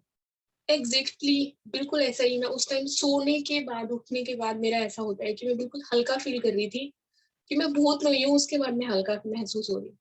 तो ये सारे इंसिडेंट मेरे साथ जब होते हैं, मुझे ये विजन आती है, तब मुझे गुरुजी हर विजन के साथ ये कंफर्मेशन देते हैं, मैं आया सी। गुरुजी ने ऐसे ही एहसास कराया कि नहीं, गुरुजी मेरे साथ तब भी थे जब मैं उनको नहीं जानती थी, और गुरुजी मेरे साथ अब भी है। तो संगत जी, गुरुजी महाराज हर पल हम सबके साथ में हैं, हमारी रिस्पॉन्सिबिलिटी बनती है कि हम अपनों का ख्याल रखें और अपनी कर्मा इंक्रीज ना करें। तो संगत जी, ऐसे ही वक्त गुजरता चला गया, और सत्संग बहुत सारे हैं मेरे पास गुरु जी के शेयर करने के लिए, वक्त ही कम पड़ जाएगा। लेकिन जो एक बहुत इंपॉर्टेंट मैसेज है और एक बहुत इंपॉर्टेंट चीज का शुक्राना करना है, अब मैं इस सत्संग को उस तरफ लेके जाना चाहती हूँ। तो संगत जी, मैं गुरु जी महाराज का शुक्राना करना चाहती हूँ मेरी न्यू जॉब के लिए। बहुत बहुत शुक्राना गुरु जी महाराज। संगत जी, इस जॉब के बारे में बताने से पहले मैं आपको बताना चाहती हूँ कि फैमिली की रिस्पॉन्सिबिलिटीज उठाते उठाते मेरे अंदर कब वो ईगो आ गई थी, कब वो मैं आ गई थी, मुझे भी नहीं पता चला। अगर कोई पर्सन, कोई रिलेटिव्स, कोई फ्रेंड्स मुझे ये कहता कि मधु तुम्हारे अंदर ईगो है, ईगो आ गई है, तो मैं इस बात को कभी नहीं मानती। लेकिन ये गुरुजी महाराज है जिन्होंने मुझे इस चीज का एहसास कराया।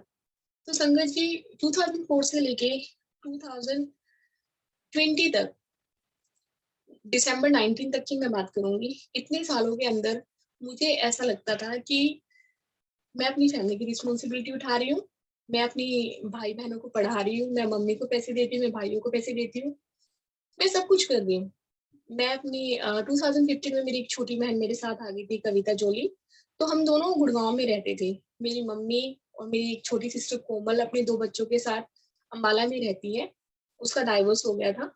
और मेरा एक भाई पिंजौर में रहता है, एक भाई बैंगलोर बैंगलोर चला गया था, वो क्रिकेट खेल रहा था। तो मुझे ऐसे लगता था कि मैं 4 घर चला रही हूँ।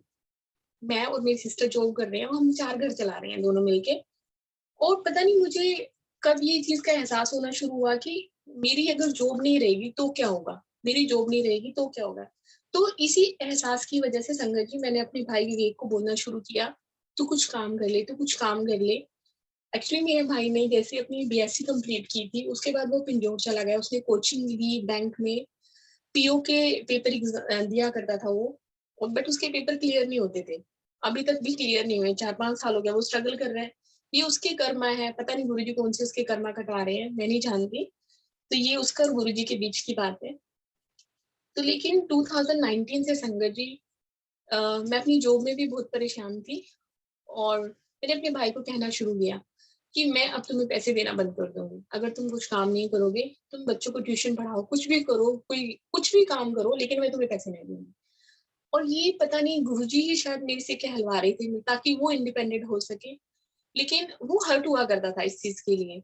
समहाउ मैं कहती थी, मुझे भी पता था कि वो हर्ट हो रहा है, लेकिन मुझे लगता था कि अगर वो कुछ करेगा, इंडिपेंडेंट होगा, तो ये उसके लिए भी अच्छा है, मेरी फैमिली के लिए भी अच्छा है। एंड ये सब करते करते संगत जी, दिसंबर 2020 आ जाता है, 2019 आ जाता है। 2019 में दिसंबर में मुझे सडनली मेरा बॉस कहता है, नाउ ये बॉस मेरा चेंज हो जाता है। मेरी एक पुरानी बॉस थी, वो फीमेल बॉस थी जिसके साथ मैंने 8 इयर्स काम किया था पिछली कंपनी में, और अब एक नया मेल बॉस आ जाता है। अब नया में जो ये मेल बॉस है, ये शायद नहीं चाहता है कोई फीमेल उनके साथ काम करे, और इसी वजह से हम 4 एरिया सेल्स मैनेजर में से मैं एक इकलौती लड़की थी जो पूरा नॉर्थ में काम करती थी, पंजाब हैंडल करती थी। तो उन्होंने मुझे कहा तुम सेल डिपार्टमेंट छोड़ के एचआर डिपार्टमेंट में चली जाइए। तो मैंने इस चीज के लिए आर्ग्यू किया कि मैं सेल डिपार्टमेंट नहीं छोड़ना चाहती, बिकॉज मेरा 16 ईयर का एक्सपीरियंस है, मैं क्यों जाऊँ एचआर डिपार्टमेंट में जबकि मेरी क्वालिफिकेशन भी नहीं है। मैं नॉर्मली सिंपल हिंदी मीडियम से ग्रेजुएट हूँ, मैं एचआर डिपार्टमेंट में कैसे जा सकती हूँ। तो लेकिन उनको कोई मेल एरिया सेल्स मैनेजर चाहिए था, तो इसकी वजह से उन्होंने मुझे फोर्स किया जाने के लिए। मैंने कहा मैं रिजाइन नहीं करूंगी, आपको अगर किसी को लेके आना आप लेके आइए, आपको मुझे टर्मिनेट करना है तो आप कर दीजिए। एंड संगत जी, एग्जैक्टली मेरे साथ यही होता है। जनवरी 13 को मेरी रिप्लेसमेंट में एक लड़के ने ज्वाइन किया, और मेरे सामने जब उसकी ज्वाइनिंग फॉर्मेलिटीज होती है और उसमें लिखा जाता है कि हिज रिप्लेसमेंट ऑफ मधु, तो देन मुझे झटका लगता है बहुत बड़े वाला कि ये एक्चुअल में लेकर आ गए किसी को। तो तब मुझे रियलाइज हुआ कि अब मैं यहाँ काम नहीं कर सकती। तो मैंने अपनी सीनियर एचआर से बात करी और मैंने कहा कि अब मैं काम नहीं कर सकती बिकॉज आप मेरी रिप्लेसमेंट में किसी को लेके आए हैं। तो उन्होंने, वो वेट ही कर रही थी इस चीज का कि कब मैं बोलूँ कि अब मुझे काम नहीं करना है। तो उन्होंने कहा ठीक है आप रिजाइन कर दीजिए। देन मैंने कहा कि मैं इमीडिएट बेस पे रिलीज होना चाहती हूँ, आप सेम डे मुझे रिलीज कीजिए, मैं नोटिस पीरियड सर्व नहीं करूंगी। एंड उन्होंने कहा ठीक है हम आपको रिलीज कर देते हैं। तो मेरे कंपनी में 2 मंथ्स का संगत जी नोटिस पीरियड होता था और उस नोटिस पीरियड को उन्होंने मुझे पे किया। एक्चुअली 15 डेज मैंने काम किया, 45 डेज को उन्होंने मुझे सैलरी दिया। मुझे ऐसा लगा 16 साल का एक्सपीरियंस है, 45 दिन में मैं आराम से कोई इंटरव्यू क्रैक कर दूंगी और मैं कहीं दूसरी जगह पे काम करूंगी। मुझे ये बिल्कुल भी नहीं लगा था कि ये सब गुरुजी ये सब गुरुजी कर रहे हैं और वो मुझे आई डोंट नो किस चीज से बचा रहे हैं और किस चीज के लिए ब्लेस कर रहे हैं। लेकिन उस टाइम मुझे लग रहा था कि वो मेरा बॉस नहीं चाहता है कि मैं उस कंपनी में काम करूं। मैंने सेम डे रिजाइन किया 16 जनवरी 2020 को, सेम डे मेरा लास्ट वर्किंग डे था संगत जी। यहाँ मैं आपको एक चीज बताना चाहूंगी संगत जी, जब हम गुरुजी कहते हैं मांगो मत, सिर्फ गुरुजी को मानो, ये बहुत बड़ा मैसेज है हम सबके लिए, मेरे लिए भी है, बाकी सबके लिए भी है संगत जी। 2018 में जब मेरी बॉस चेंज होती है, तब से लेके जब तक मैंने जॉब चेंज करी 2 इयर्स कॉन्टिन्यूसली न्यू बॉस की वजह से मैं ये परेशानी फेस कर रही थी और मुझे ऐसे लगता था कि ये जगह अब मेरे लिए नहीं है। और मैं गुरुजी को ये कहा करती थी, गुरुजी कुछ ऐसी लीला रचो कि मैं ये जॉब छोड़ दूं और जिस दिन मैं रिजाइन करूं वो मेरा लास्ट वर्किंग डे। अब देखो ये बात मैं कह देती थी और भूल जाती थी, कह देती थी और भूल जाती थी कि मैंने गुरुजी को ऐसे बोला। ये बात पूरे होने में 2 इयर्स लगे और एग्जैक्टली वही हुआ। मैंने जिस दिन रिजाइन किया वो मेरा लास्ट वर्किंग डे था। तो शुक्राना गुरुजी, एक आपने मुझे ब्लेस किया इस चीज के लिए। ठीक है मेरी जॉब चली गई लेकिन इसके पीछे वजह क्या थी वो तो आप जानते हैं, मुझे उस टाइम नहीं पता था, अब पता चला। तो संगत जी जनवरी 20 से लेके सितंबर 25 21 तक मैं घर पर बैठी।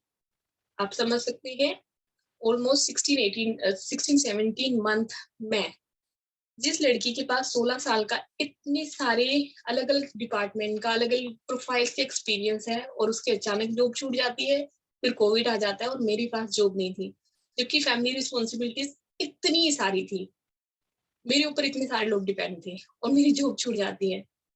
लेकिन विश्वास क्या था, गुरुजी, गुरुजी है ना, गुरुजी है ना। तो संगत जी बस वो विश्वास था। और यहाँ पे मैं एक चीज और आपको बताना चाहती हूँ, जैसे मैं कहती हूँ कि 16 से लेके 2019 तक मेरी लाइफ में गुरुजी के आने के बाद बहुत ग्रोथ हुई। गुरुजी कहते हैं पहले बहुत देते हैं, मेरे साथ भी ऐसे हुआ, गुरुजी ने बहुत दिया लेकिन फिर उसके बाद गुरुजी ने टेस्ट लेने शुरू किए और कहते हैं गुरुजी भी ये देखते हैं कौन सी संगत है जो उनका दर्द नहीं छोड़ती। तो गुरुजी ने जब मेरे टेस्ट लेने शुरू किए और मैं गुरुजी को तब तक समझ चुकी थी थोड़ा बहुत कि गुरुजी टेस्ट ले रहे हैं और मुझे इस टेस्ट में पास होना है, कुछ भी हो जाए मैं गुरुजी को नहीं छोड़ूंगी। पहले मेरी लाइफ में मेरी फैमिली सबसे इम्पोर्टेंट थी, लेकिन अब सबसे पहले गुरुजी हैं, गुरुजी के बाद फैमिली, उसके बाद बाकी दुनिया। तो मैंने ये सोच लिया था कुछ भी हो जाए गुरुजी को नहीं छोड़ना, गुरुजी को नहीं छोड़ना। कुछ भी होता था मैं कहती थी गुरुजी है ना, कुछ भी होता था गुरुजी है ना। आप देखिए संगत जी जनवरी 20 से लेके सितंबर 21 तक मैं गुड़गांव में अपनी बहन के साथ अपने छोटे भाई के साथ रहती थी, मम्मी अम्बाला में रहती थी, भाई अपने पिंजौर में रहता था। कैसे मेरे घर का खर्चा चल रहा था ये गुरुजी महाराज जानते, मैं नहीं जानती।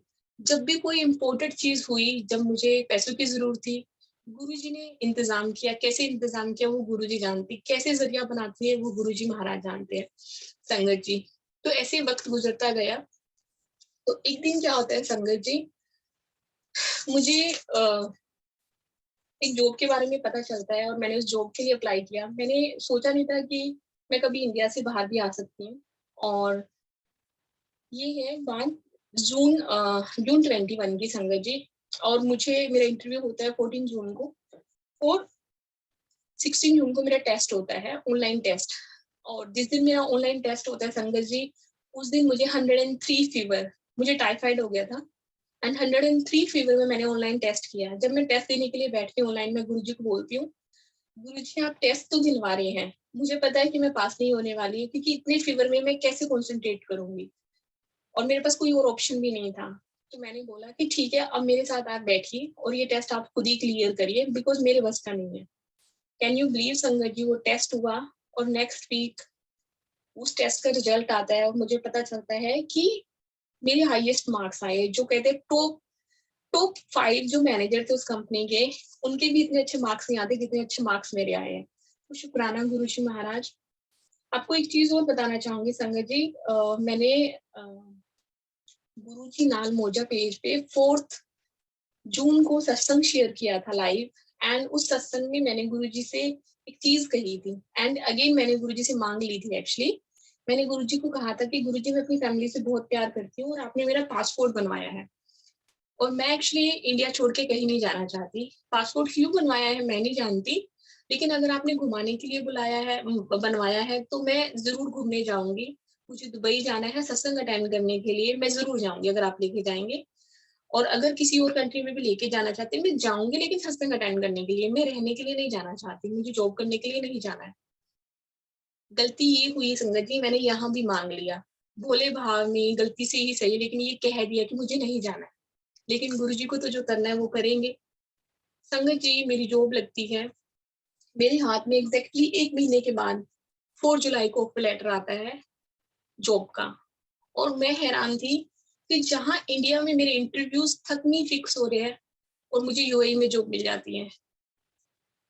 उस टाइम पे फ्लाइट्स बंद थी और मेरे पास पैसे भी नहीं थे। कंपनी कहती है कि हम आपको ज्वाइनिंग करवा देंगे, लेकिन जैसे ही फ्लाइट्स ओपन होती है आपको अपने खर्चे पे आना पड़ेगा। कैन यू बिलीव संगत जी, कैसे गुरुजी ने मेरे लिए सब चीजें इंतजाम करी।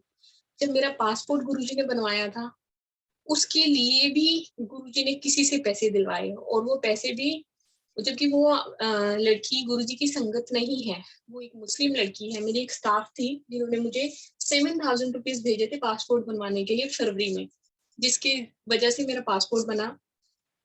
अब बात आती है कि मुझे यूएई आना है और मेरे पास बिल्कुल भी पैसे नहीं है। गुरुजी ने अपनी संगत को आगे भेजा, बिना मांगे, कहते हैं ना बिना बोले सब कुछ जानता, ये मेरे गुरुजी महाराज है।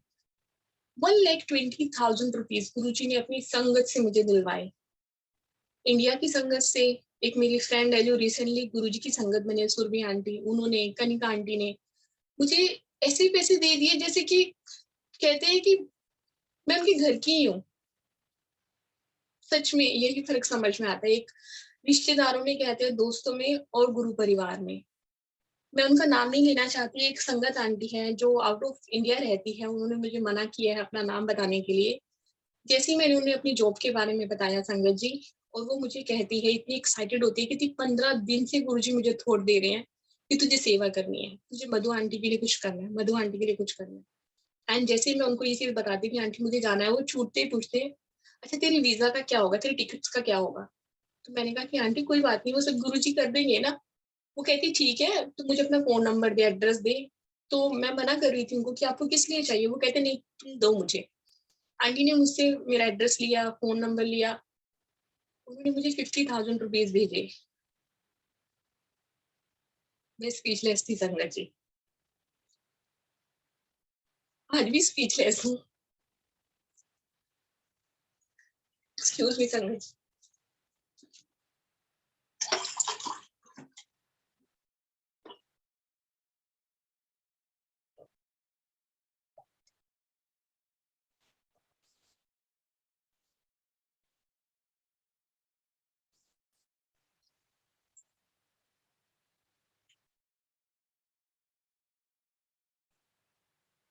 पासपोर्ट बनवाया गुरुजी ने, जॉब लगवाई गुरुजी ने, पैसे नहीं थे, पैसों का इंतजाम भी किया गुरुजी ने, और मुझे ऐसे लेकर आए हैं दुबई में 25 सितंबर को, जैसे कहते हैं ना कि हाथों में उठा के, फूलों में उठा के, बिना किसी परेशानी के मैं इंडिया से दुबई पहुंच जाती हूँ। अब मैं आपको बताऊंगी संगत जी, मैं 25 सितंबर को आती हूँ। 25 सितंबर का टोटल होता है 72 + 5 7। मेरी सीट नंबर होती है 7, और कंपनी ने मुझे 10 डेज का होटल का स्टे दिया था। तो मैं होटल में ही थी, और लेकिन मेरी कंपनी ने मुझे ये बताया था कि यहाँ आने के बाद कुछ फॉर्मेलिटीज होती हैं और हम मे बी 25 डेज तक आपको ज्वाइनिंग नहीं करवा सकते। 25 डेज आपको अकेले मतलब बिना जॉब के रहना पड़ेगा। तो मैंने कहा ठीक है, जब गुरुजी जॉब लगवाई है, ऑफर लेटर दिलवाया है, लेकर आए हैं, तो वही इंतजाम करेंगे मेरा। एंड संगत जी, मैं सिटी में आ गई। मुझे जिस दिन मैं आई थी, मुझे कुछ भी नहीं पता था, मेरे लिए सब चीजें नई थी, मैं पहली बार इंडिया से बाहर आ रही थी। उस दिन मुझे पता चला मेरी एक फ्रेंड है, उसके देवर और उसके नंदोई भी इंडिया से दुबई आ रहे थे। हमने कोऑर्डिनेट किया, वो दोनों मेरे साथ आए। मुझे बिल्कुल भी ये चीज का एहसास नहीं हुआ कि मैं अकेली जा रही हूँ। मुझे ऐसे लग रहा था मेरे 2 भाई मेरे साथ में जा रहे हैं। मुझे मेरे सिर्फ एक हैंडबैग मेरे हाथ में था संगत जी, मेरा लगेज, मेरा सब कुछ वो लोग लेके आए, मुझे ऐसे लेके आए, मैं आपको बता नहीं सकती कि मुझे हर चीज में गुरुजी का एहसास हो रहा था कि गुरुजी हर चीज मेरे सामने पहले से ही लोगों को खड़ा करके रखा हुआ है उन्होंने मेरे लिए, मुझे बिल्कुल भी परेशानी नहीं होने दी। संगत जी, जैसे ही मैं अपनी फ्लाइट बोर्ड करने के लिए जाती हूँ, जहाँ पे मुझे अपनी टिकट्स दिखानी होती है फ्लाइट बोर्ड करने के लिए, तो मुझे कोविड टेस्ट रिपोर्ट दिखाने, वैक्सीनेशन सर्टिफिकेट दिखाने के लिए बोला जाता है। तो मैं अपने मोबाइल जैसे ही उसका मेरे पास प्रिंट आउट नहीं होता था, मैं अपने मोबाइल को ओपन करने लगती हूँ, तो मेरे मोबाइल पे गुरुजी का ब्लू छोले वाले स्वरूप का वॉलपेपर है। तो वो लड़का जो सिक्योरिटी गार्ड था, जैसे ही वो मेरे फोन की तरफ देखता है, मुझे कहता है, गुरुजी। मैंने कहा हाँ जी। तो कहते, जय गुरुजी आंटी, आप जाइए। तो मुझे उन्होंने मेरा सर्टिफिकेट भी नहीं देखा और मुझे फ्लाइट बोर्ड करने के लिए बोल दिया। एंड देन वहां गुरुजी ने फिर एहसास कराया कि देख, हर पल तो मैं तेरे साथ हूँ, अब देख, तो अकेली थोड़ी ना जा रही है, मैं जा रहा हूँ ना तेरे साथ में। ऐसे है गुरुजी। एंड संगत जी, मैं दुबई पहुंच गई। यहाँ आने के बाद मैं एक्चुअली में अपनी फ्रेंड्स के अलावा और किसी को नहीं जानती थी। कुछ दिन पहले मैं गुरुजी की बहुत प्यारी सी संगत है, आयुष्मान खन्ना अंकल, जो कि अबू धाबी में रहते हैं, मैं उनसे कनेक्ट हुई थी। और मैंने अंकल से बात की कि अंकल, अगर आप मुझे किसी ग्रुप में ऐड करवाएंगे दुबई के, तो मेरे लिए अच्छा रहेगा, और मैं एटलीस्ट अगर इस बीच में कोई सत्संग होता है, मैं वो अटेंड करूंगी। तो अंकल ने मुझे एक आंटी का नंबर दिया, चित्रा आंटी का, और मैंने संगत जी आंटी से बात की और उन्होंने मुझे ग्रुप में ऐड कर दिया। मैं गुरुजी को बोल रही थी, गुरुजी अभी मेरे पास टाइम है, मैं सत्संग अटेंड कर सकती हूँ, जैसे कि मुझे पता है कि फ्राइडे को दुबई में सत्संग होता है। एंड संगत जी, आप देखिए, मेरा दुबई में पहले फ्राइडे था, और उस पहले फ्राइडे को गुरुजी ने मुझे सत्संग में बुला लिया, 1 अक्टूबर 2021। गुरुजी की बहुत ही प्यारी संगत है, जस्सी आंटी। मुझे वहां से इनविटेशन आता है, मैं उनके घर पहुंचती हूँ, गुरुजी का सत्संग अटेंड करती हूँ, और सबसे पहले मैंने अपनी जॉब का शुक्राना सत्संग उनके घर में किया। बहुत बहुत शुक्राना गुरुजी महाराज को। और मैंने वहां पे बताया कि कैसे गुरुजी महाराज ने मुझे जॉब दिलाई और मैं यहाँ पहुंची। अब आप देखिए संगत जी, मैं आई 25 सितंबर को, जिसका टोटल 7 है, मेरी सीट नंबर 7, मुझे पहला सत्संग फ्राइडे का अटेंड करने को मिला, और उस डेट का 1 अक्टूबर 2021, इसका टोटल भी 7 है। तो हर चीज कनेक्टेड होती जा रही थी। तो उसके बाद संगत जी, मैं गुरुजी से कहती हूँ कि गुरुजी, मैं 25 डेज कैसे रहूंगी विदाउट जॉब के, तो मतलब मेरा दिल भी नहीं लग रहा है यहाँ पे। और यस, फैमिली को तो होम सिक तो हुई, मैं फैमिली के साथ इतना अटैच्ड हूँ, तो फैमिली को मिस कर रही हूँ। और आधे घंटे, सिर्फ आधे घंटे की बात थी संगत जी, और मुझे मेल आ जाती है, जहाँ मेरी कंपनी ने मुझे 25 डेज का टाइम बोला था, उन्होंने मुझे नेक्स्ट डे 8th डे मुझे ज्वाइन करा लिया। 7 डे मैं होटल में रही, और 8 डे यानी कि 3 अक्टूबर को मेरी ज्वाइनिंग थी। तो शुक्राना गुरुजी महाराज। कंपनी, वो कहते हैं ना, वो तो कुछ भी कर सकते हैं, उन्होंने मुझे ज्वाइन कराया, मेरी ज्वाइनिंग हुई 4 अक्टूबर को। मैंने अपने शोरूम में ऐसे स्टोर मैनेजर ज्वाइन किया। जब मैं ज्वाइन करती हूँ, वहाँ की टीम बहुत अच्छी मिलती है, स्टोर बहुत अच्छा मिलता है मुझे। एग्जैक्ट 7 डेज के बाद 10 अक्टूबर 2021 को मुझे हैंडओवर मिलता है। संगत जी नोट कीजिएगा, 7 डे ज्वाइनिंग को हुए, 7th डे 10 अक्टूबर 2021, जिसका टोटल भी 7 है, मुझे 7 को हैंडओवर मिलता है। शुक्राना गुरुजी महाराज। मैं अपनी टीम के साथ काम करती हूँ, परफॉर्म करती है मेरी टीम, और हम अपने मेरे स्टोर के पहले मंथ का टारगेट अचीव हो जाता है। टारगेट का परसेंटेज 106%, इसका टोटल भी 7। शुक्राना गुरुजी महाराज। मेरी टीम इतनी खुश होती है, मैं इतनी खुश होती कि पहला मंथ और टारगेट अचीव करवा दिया। ये मैंने नहीं किया, मैंने कुछ भी नहीं किया, सब कुछ गुरुजी ने किया। उन बच्चों को गुरुजी ने ब्लेस किया। उन बच्चों ने मुझे बताया कि पिछले 1 साल से उस स्टोर का टारगेट नहीं हो रहा था एंड मैम आप हमारे लिए ब्लेसिंग हो, आपकी वजह से ये टारगेट अचीव हुआ। और मैं कहती कि नहीं, ये आप लोगों की मेहनत है जिसकी वजह से टारगेट अचीव हुआ, और यस मेरे गुरुजी महाराज की ब्लेसिंग है जिसकी वजह से वो टारगेट अचीव हुआ। हर छोटी छोटी, हर बड़ी बड़ी चीज में गुरुजी महाराज ने अपनी प्रेजेंस दिखानी शुरू करी। मेरा 1 महीना हो चुका है इस कंपनी में ज्वाइन किए हुए, लेकिन मुझे सैलरी नहीं मिली थी अभी तक। तो यस, यहाँ पे थोड़ा टाइम लगता है अकाउंट वगैरह ओपन होने में।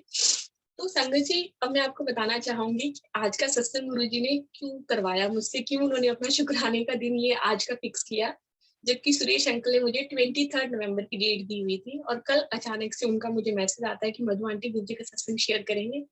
आज मेरी छुट्टी थी तो मैंने कहा जी मैं बिल्कुल शेयर करूंगी।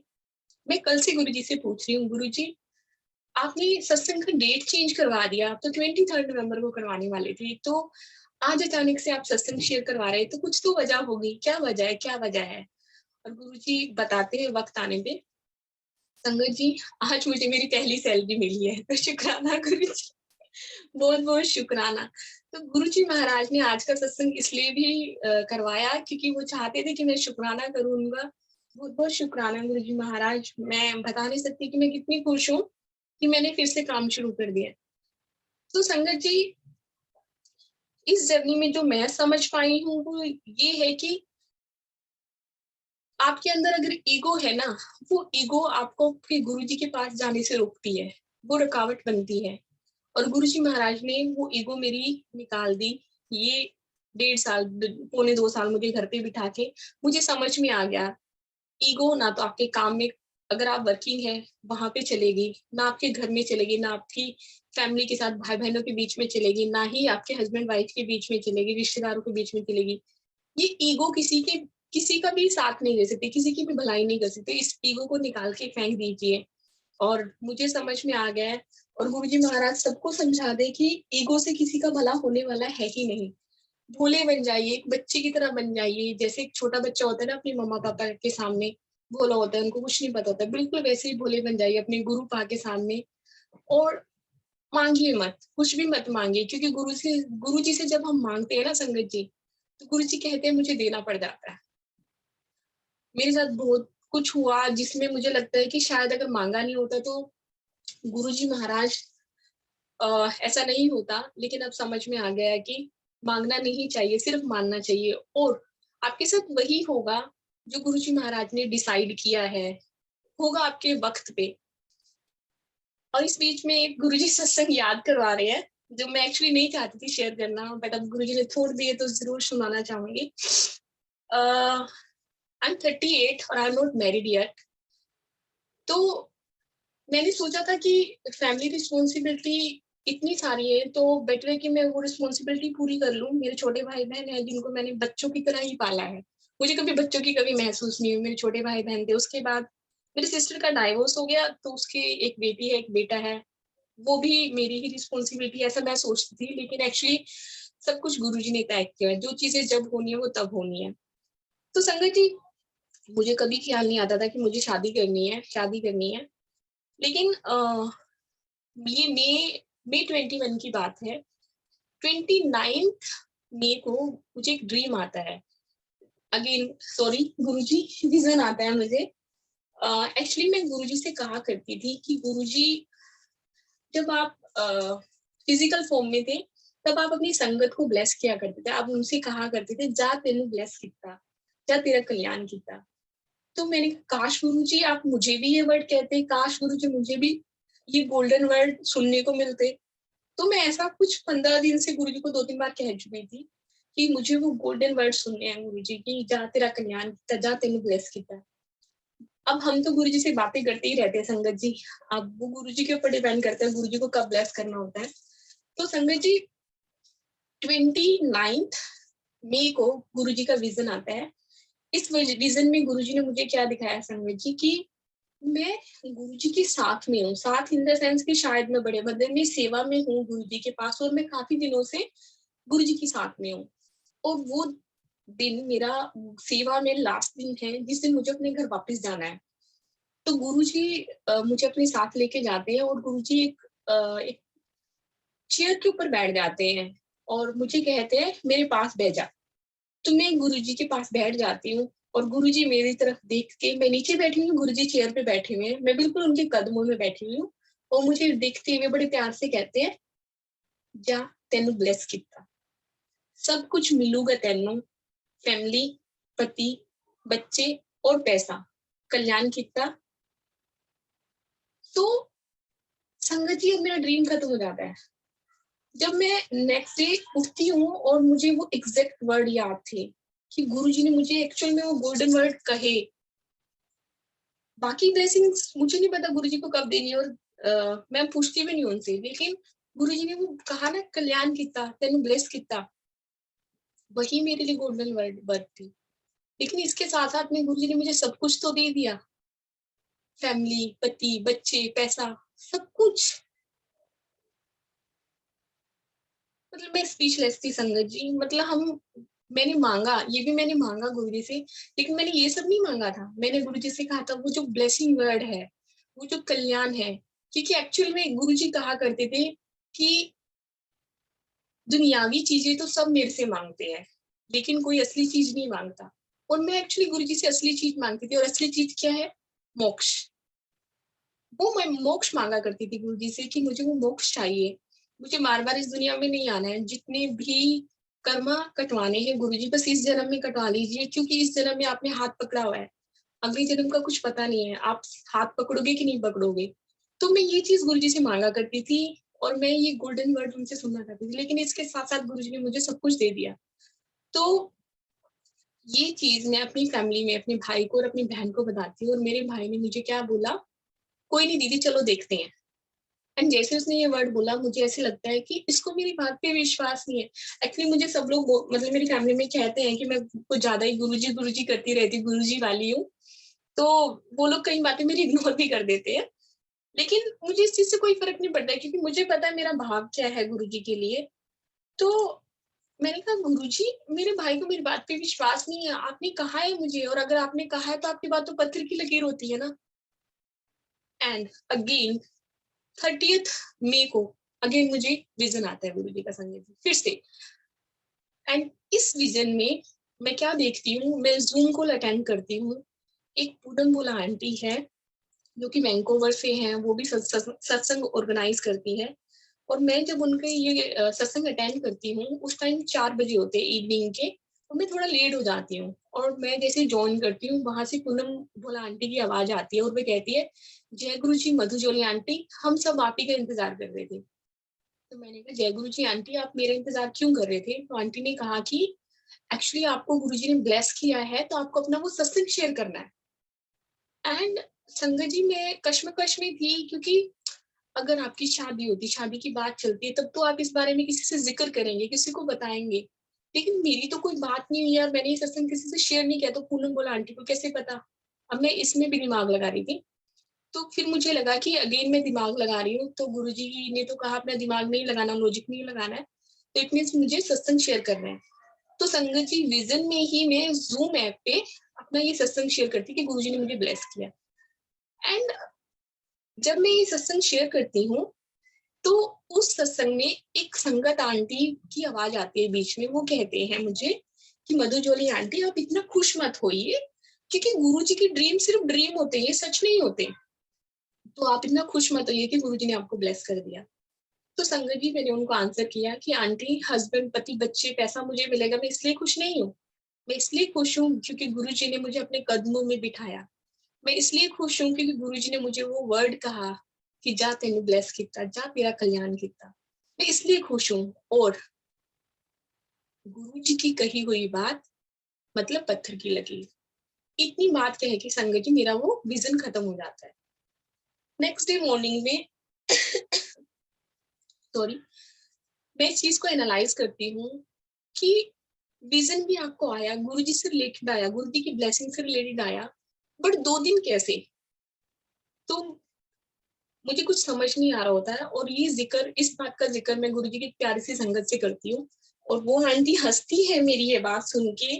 आंटी ने मुझे बोला, मधु आंटी आपको सच में समझ में नहीं आया? मैंने कहा नहीं आंटी, मुझे समझ में नहीं आ रहा है। तो आंटी ने कहा कि वो जो आवाज आपको आई थी कि गुरुजी की कही हुई बात सिर्फ ड्रीम होती है, सच नहीं होता है, वो कोई और नहीं थे, वो गुरुजी थे। और गुरुजी आपका टेस्ट ले रहे थे। And I was shocked. और कहती आप तो पास हो गए गुरुजी की टेस्ट में। आपने कहा कि गुरुजी की कही हुई बात पत्थर की लगे। तो इसका मतलब ये हुआ ना कि गुरुजी ने आपको ब्लेस कर दिया। आप इस बात को मानते हो, आपका फेथ गुरुजी में है, आप ब्लाइंड फेथ गुरुजी के ऊपर करते हो। और गुरुजी यही टेस्ट कर रहे थे आपका, और आपने तो कह दिया कि गुरुजी की कही हुई बात पत्थर की लकीर, आप तो पास हो गए। तो मैंने कहा शुक्राना गुरुजी, बहुत बहुत शुक्राना। 31 मई को मैंने गुरुजी का सत्संग किया अपने घर पे। और 31 मई होने के बाद जून में फर्स्ट वीक में मेरे इंटरव्यू का प्रोसेस हो जाता है। 1 महीने के बाद मुझे ऑफर लेटर मिल जाता है। आज मैं दुबई में हूँ, 1 महीना हो चुका है। तो सारी चीजें संगत जी कनेक्टेड है, एक एक चीज कनेक्टेड है। मेरा वो ड्रीम आना, ये जॉब मिलना, हर चीज में 777 सब कुछ कनेक्टेड है। तो गुरु जी हर चीज में एहसास करा रहे हैं। ये मैसेज उन सबके लिए है, मेरे लिए भी है कि गुरु जी ने अगर कोई चीज कह दी, और कहते हैं कि गुरु जी ने अगर कुछ चीज ब्लेस कर दी, वो वापस नहीं लेते, उनकी दी हुई चीज वो कभी वापस नहीं लेते। तो बहुत बहुत शुक्राना महाराज का, जो भी आपने दिया है उसका बहुत बहुत शुक्राना। गुरु जी जो नहीं दिया उसका भी शुक्राना, और जो दे के वापस ले लिया उसका भी शुक्राना। संगत जी सत्संग बहुत सारे हैं, और मैं जानती हूँ कि टाइम बहुत हो गया है, और मैं अगर शुरू होती, मैं चुप नहीं होती हूँ। तो सुरेश अंकल जी, मैं अब आज्ञा लेना चाहती हूँ गुरु जी महाराज से आप सबके साथ में। और मैं इस चीज के साथ सत्संग यहाँ पे खत्म करना चाहूंगी कि मेरे पास जितने भी गुरुजी की महिमा का गुणगान करने के लिए सत्संग है, मैं वो फिर से शेयर करूंगी जब भी गुरुजी हुक्म देंगे। तो आज मुझे आज्ञा दीजिए। बहुत बहुत शुक्राना गुरुजी महाराज का। सुरेश अंकल आपका बहुत बहुत शुक्राना। थैंक यू सो मच, बहुत बहुत शुक्राना। Over to you Suresh uncle. जय गुरु जी। मधु आंटी, जय जय गुरु जी। आपने अपने सत्संग में 2-3 बार यूज किया वर्ड स्पीचलेस। मैं भी अब चौथी बार यूज करूंगा स्पीचलेस। आपका सत्संग सुनने के बाद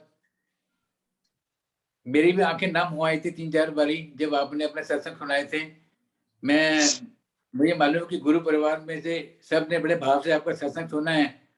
बहुत मैसेज देके गया है कि कभी हिम्मत नहीं हारनी चाहिए, और जिस हिसाब से आपको गुरु जी ने प्रेरणा दी है बचपन से ही, जो आपको लगन थी और जो आपका ये सेक्रीफाइस है, वो व्यर्थ नहीं जाएगा, वो रंग लाएगा। और आपको गुरु परिवार की तरफ से हम आपके अच्छे स्वास्थ्य की और अच्छे आने वाले भविष्य की कामना करते हैं। हम बहुत जल्दी मिलेंगे, बहुत जल्दी मिलेंगे हम लोग। बहुत बहुत जल्दी मिलेंगे। बहुत बहुत शुक्राना अंकल। जय गुरु जी, जय गुरु गुरु जी। शुक्राना गुरु जी। एंड शुक्राना सारी संगत का जो आज सत्संग सुन रहे हैं, जो आगे सुनेंगे। बहुत बहुत शुक्राना गुरु जी महाराज, आप सबको ब्लेस करे। बहुत बहुत शुक्राना महाराज। Over to you Anil uncle.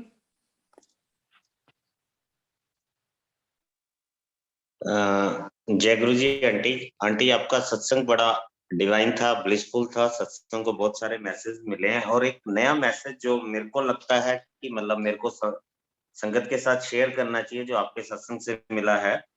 कि जब भी गुरु जी के आपने आंटी एज ए बेटे की तरह मतलब अपनी फैमिली को देखा है, एज ए पुत्र आपने काम किया, मतलब किया है सारा जो भी आपके जिम्मेवारियां थी। तो मेरे को एक नया मैसेज मिला है कि जब भी व्हाट्सएप ग्रुप में या कहीं से गुरुजी के मैसेज आते हैं, गुरुजी उसमें पुत्र वर्ड या फीमेल्स के लिए भी मैसेज होते हैं, तो जब भी मैं फीमेल वाला मैसेज पढ़ता हूँ तो फिर मैं वहीं पे बीच में छोड़ देता कि नहीं ये किसी फीमेल के लिए है। तो सिमिलरली मेरे को आज ये भाव आ रहा है कि ऐसे ही जो फीमेल्स हैं, जब वो मेल के लिए जो मैसेज होती है वर्डिंग, तो शायद वो छोड़ देती होंगी, बट आज गुरुजी का संदेश ये सारी संगत के लिए है।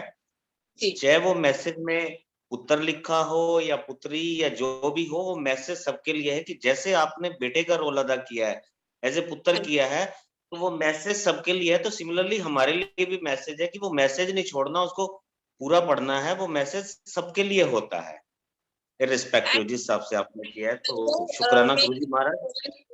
कि गुरु जी मैसेज जब हमें पढ़ाते हैं, जो मैसेज हमसे रिलेटेड होता है, हमारे लिए होता है, वही मैसेज आपके सामने आता है। अदरवाइज तो इतने व्हाट्सएप पे मैसेज आते हैं, तो वो मैसेज इग्नोर ना करें।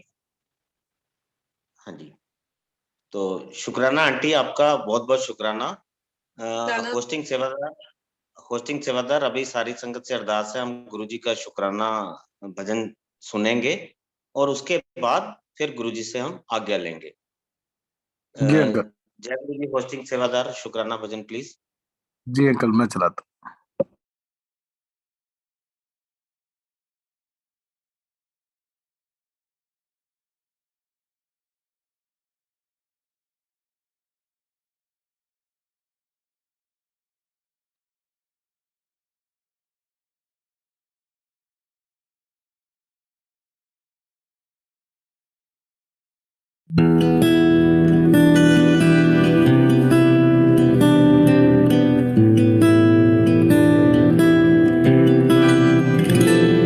मुझे तुमने दाता बहुत कुछ दिया है,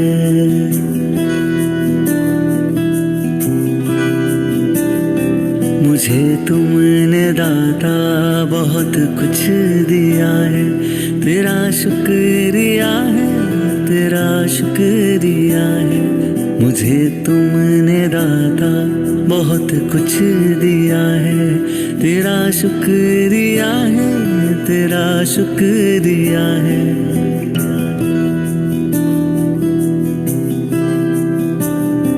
ना मिलती अगर दी हुई दात तेरी, तो क्या थी जमाने में औकात मेरी। तुम्ही ने तो जीने के काबिल किया है। तेरा शुक्रिया है, तेरा शुक्रिया है। मुझे तुमने दाता बहुत कुछ दिया है। मुझे है सहारा तेरी बंदगी का, है जिस पर गुजारा मेरी जिंदगी का। मिला मुझको जो कुछ तुम्ही से मिला है। तेरा शुक्रिया है, तेरा शुक्रिया है। मुझे तुमने दाता बहुत कुछ दिया है। किया कुछ न मैंने, शर्मसार हूँ मैं। तेरी रहमतों का तलबगार हूँ मैं। दिया कुछ नहीं, बस लिया ही लिया है। तेरा शुक्रिया है, तेरा शुक्रिया है। मुझे तुमने दाता बहुत कुछ दिया है।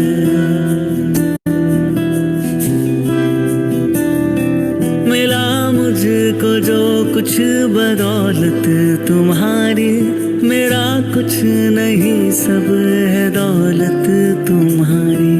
उसे क्या कमी जो तेरा हो लिया है। तेरा शुक्रिया है, तेरा शुक्रिया है। मुझे तुमने दाता बहुत कुछ दिया है। मेरा ही नहीं तू सभी का है दाता। तू ही सबको देता, तू ही है खिलाता। तेरा ही दिया मैंने खाया पिया है। तेरा शुक्रिया है, तेरा शुक्रिया है। मुझे तुमने दाता बहुत कुछ दिया है। तेरा शुक्रिया है, तेरा शुक्रिया है। मुझे तुमने दाता बहुत कुछ दिया है।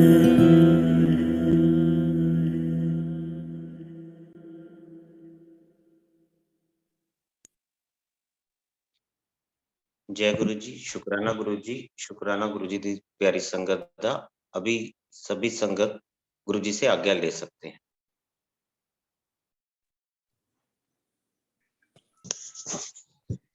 जय गुरु जी, शुक्राना गुरु जी महाराज। शुक्राना शुक्राना शुक्राना जय गुरु जी, शुक्राना गुरु जी, लाख लाख शुक्राना गुरु जी, आज्ञा गुरु जी। जय गुरु जी, ब्यूटीफुल सत्संग। जय गुरु जी। Thank you, Guruji. Shukrana always, Guruji. जय गुरु जी, शुक्राना गुरु जी, गुरु जी। जय गुरु जी। अनंतम शुक्राना गुरु शुक्राना जी। गुरु जी, आज्ञा गुरु जी। जय गुरु जी, सर्वदा पला गुरु जी, आज्ञा गुरु जी। Thank you, Guruji. Thank you so much.